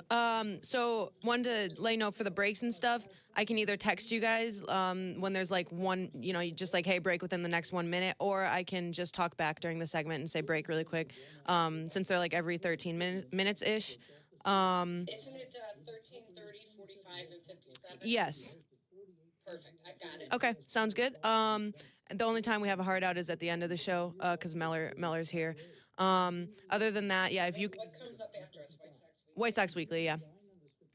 And then Odds Couple after that. And then, yeah, if you could just say roll it, Hannah, for the open, I'll have that ready. Kind of do like Anna, can you hear me? Working open mic. Public Bank of Chicago, you don't have to scramble to keep your business growing. Yeah, for sure. Free time. Republic Bank of Chicago. Yes, I'll let you know when I'm bringing you guys up and when you guys are good to go. It'll be right after the legal. Park and shop like the pros at the PGA Tour Superstore. Now's the time to upgrade your game with new apparel and footwear to keep you looking fresh, and the hottest clubs from all your favorite brands. Plus, dial in your game with the latest technology like rangefinders and launch monitors. Shop with the pros at one of PGA Tour Superstore's 5 Chicagoland locations: Downers Grove, Schaumburg, Orland Park, Vernon Hills, and Lincoln Park. Check out the new clubhouse at Wing Park Golf Course in Elgin. Brand new this summer with new Chip Shots Whiskey Bar ready to serve food and drink. It is a great place to eat, play, and repeat. Check it out at wingparkgolf.com. Hey, Chicagoland, it's time to tee up your next golf adventure with a trip to Tullymore Golf Resort, featuring 36 championship holes at 2 5-star rated golf courses.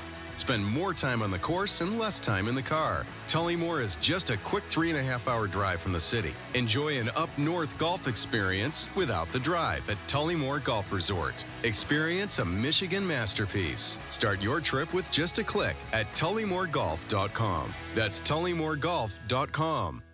Experience the best golf on the North Shore. Head over to Glenview Park Golf Club. Book your tee time 24/7 at golfglenview.com or call 847-724-0250. golfglenview.com.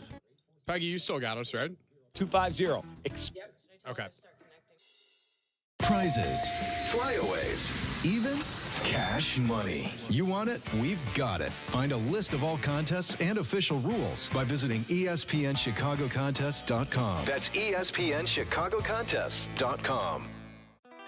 This is the CDGA Golf Show on ESPN 1100.3 HD2 and the ESPN Chicago app.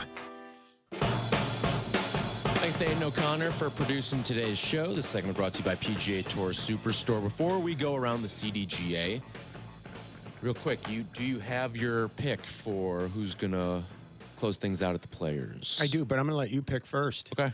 I think Justin Thomas hunts him down. Do you really? Yeah. See, I think Xander does. Okay. Because he looks too good right now. And I just think it's still a little part of the maturation process. We'll see what's again. I don't think he's going to have like a really bad round on Sunday. You're saying? I think it's going to be tight. So he's not going to lose it, but someone's going to win it. Yeah, that's a good way to put it. And hey, Peggy, Dionne's like audio is being weird and dropping in and out. So I'm talking to Eric, but like if she's not responding back or something, it's probably because it keeps reestablishing and disconnecting. So I'm but like just to give you a heads up, if that's the case, if it's really bad. Like, I guess you could like throw it to break or something like that. But, yeah, I'm trying to figure it out with Eric really quickly. But it was fine at first, and now it's just being weird.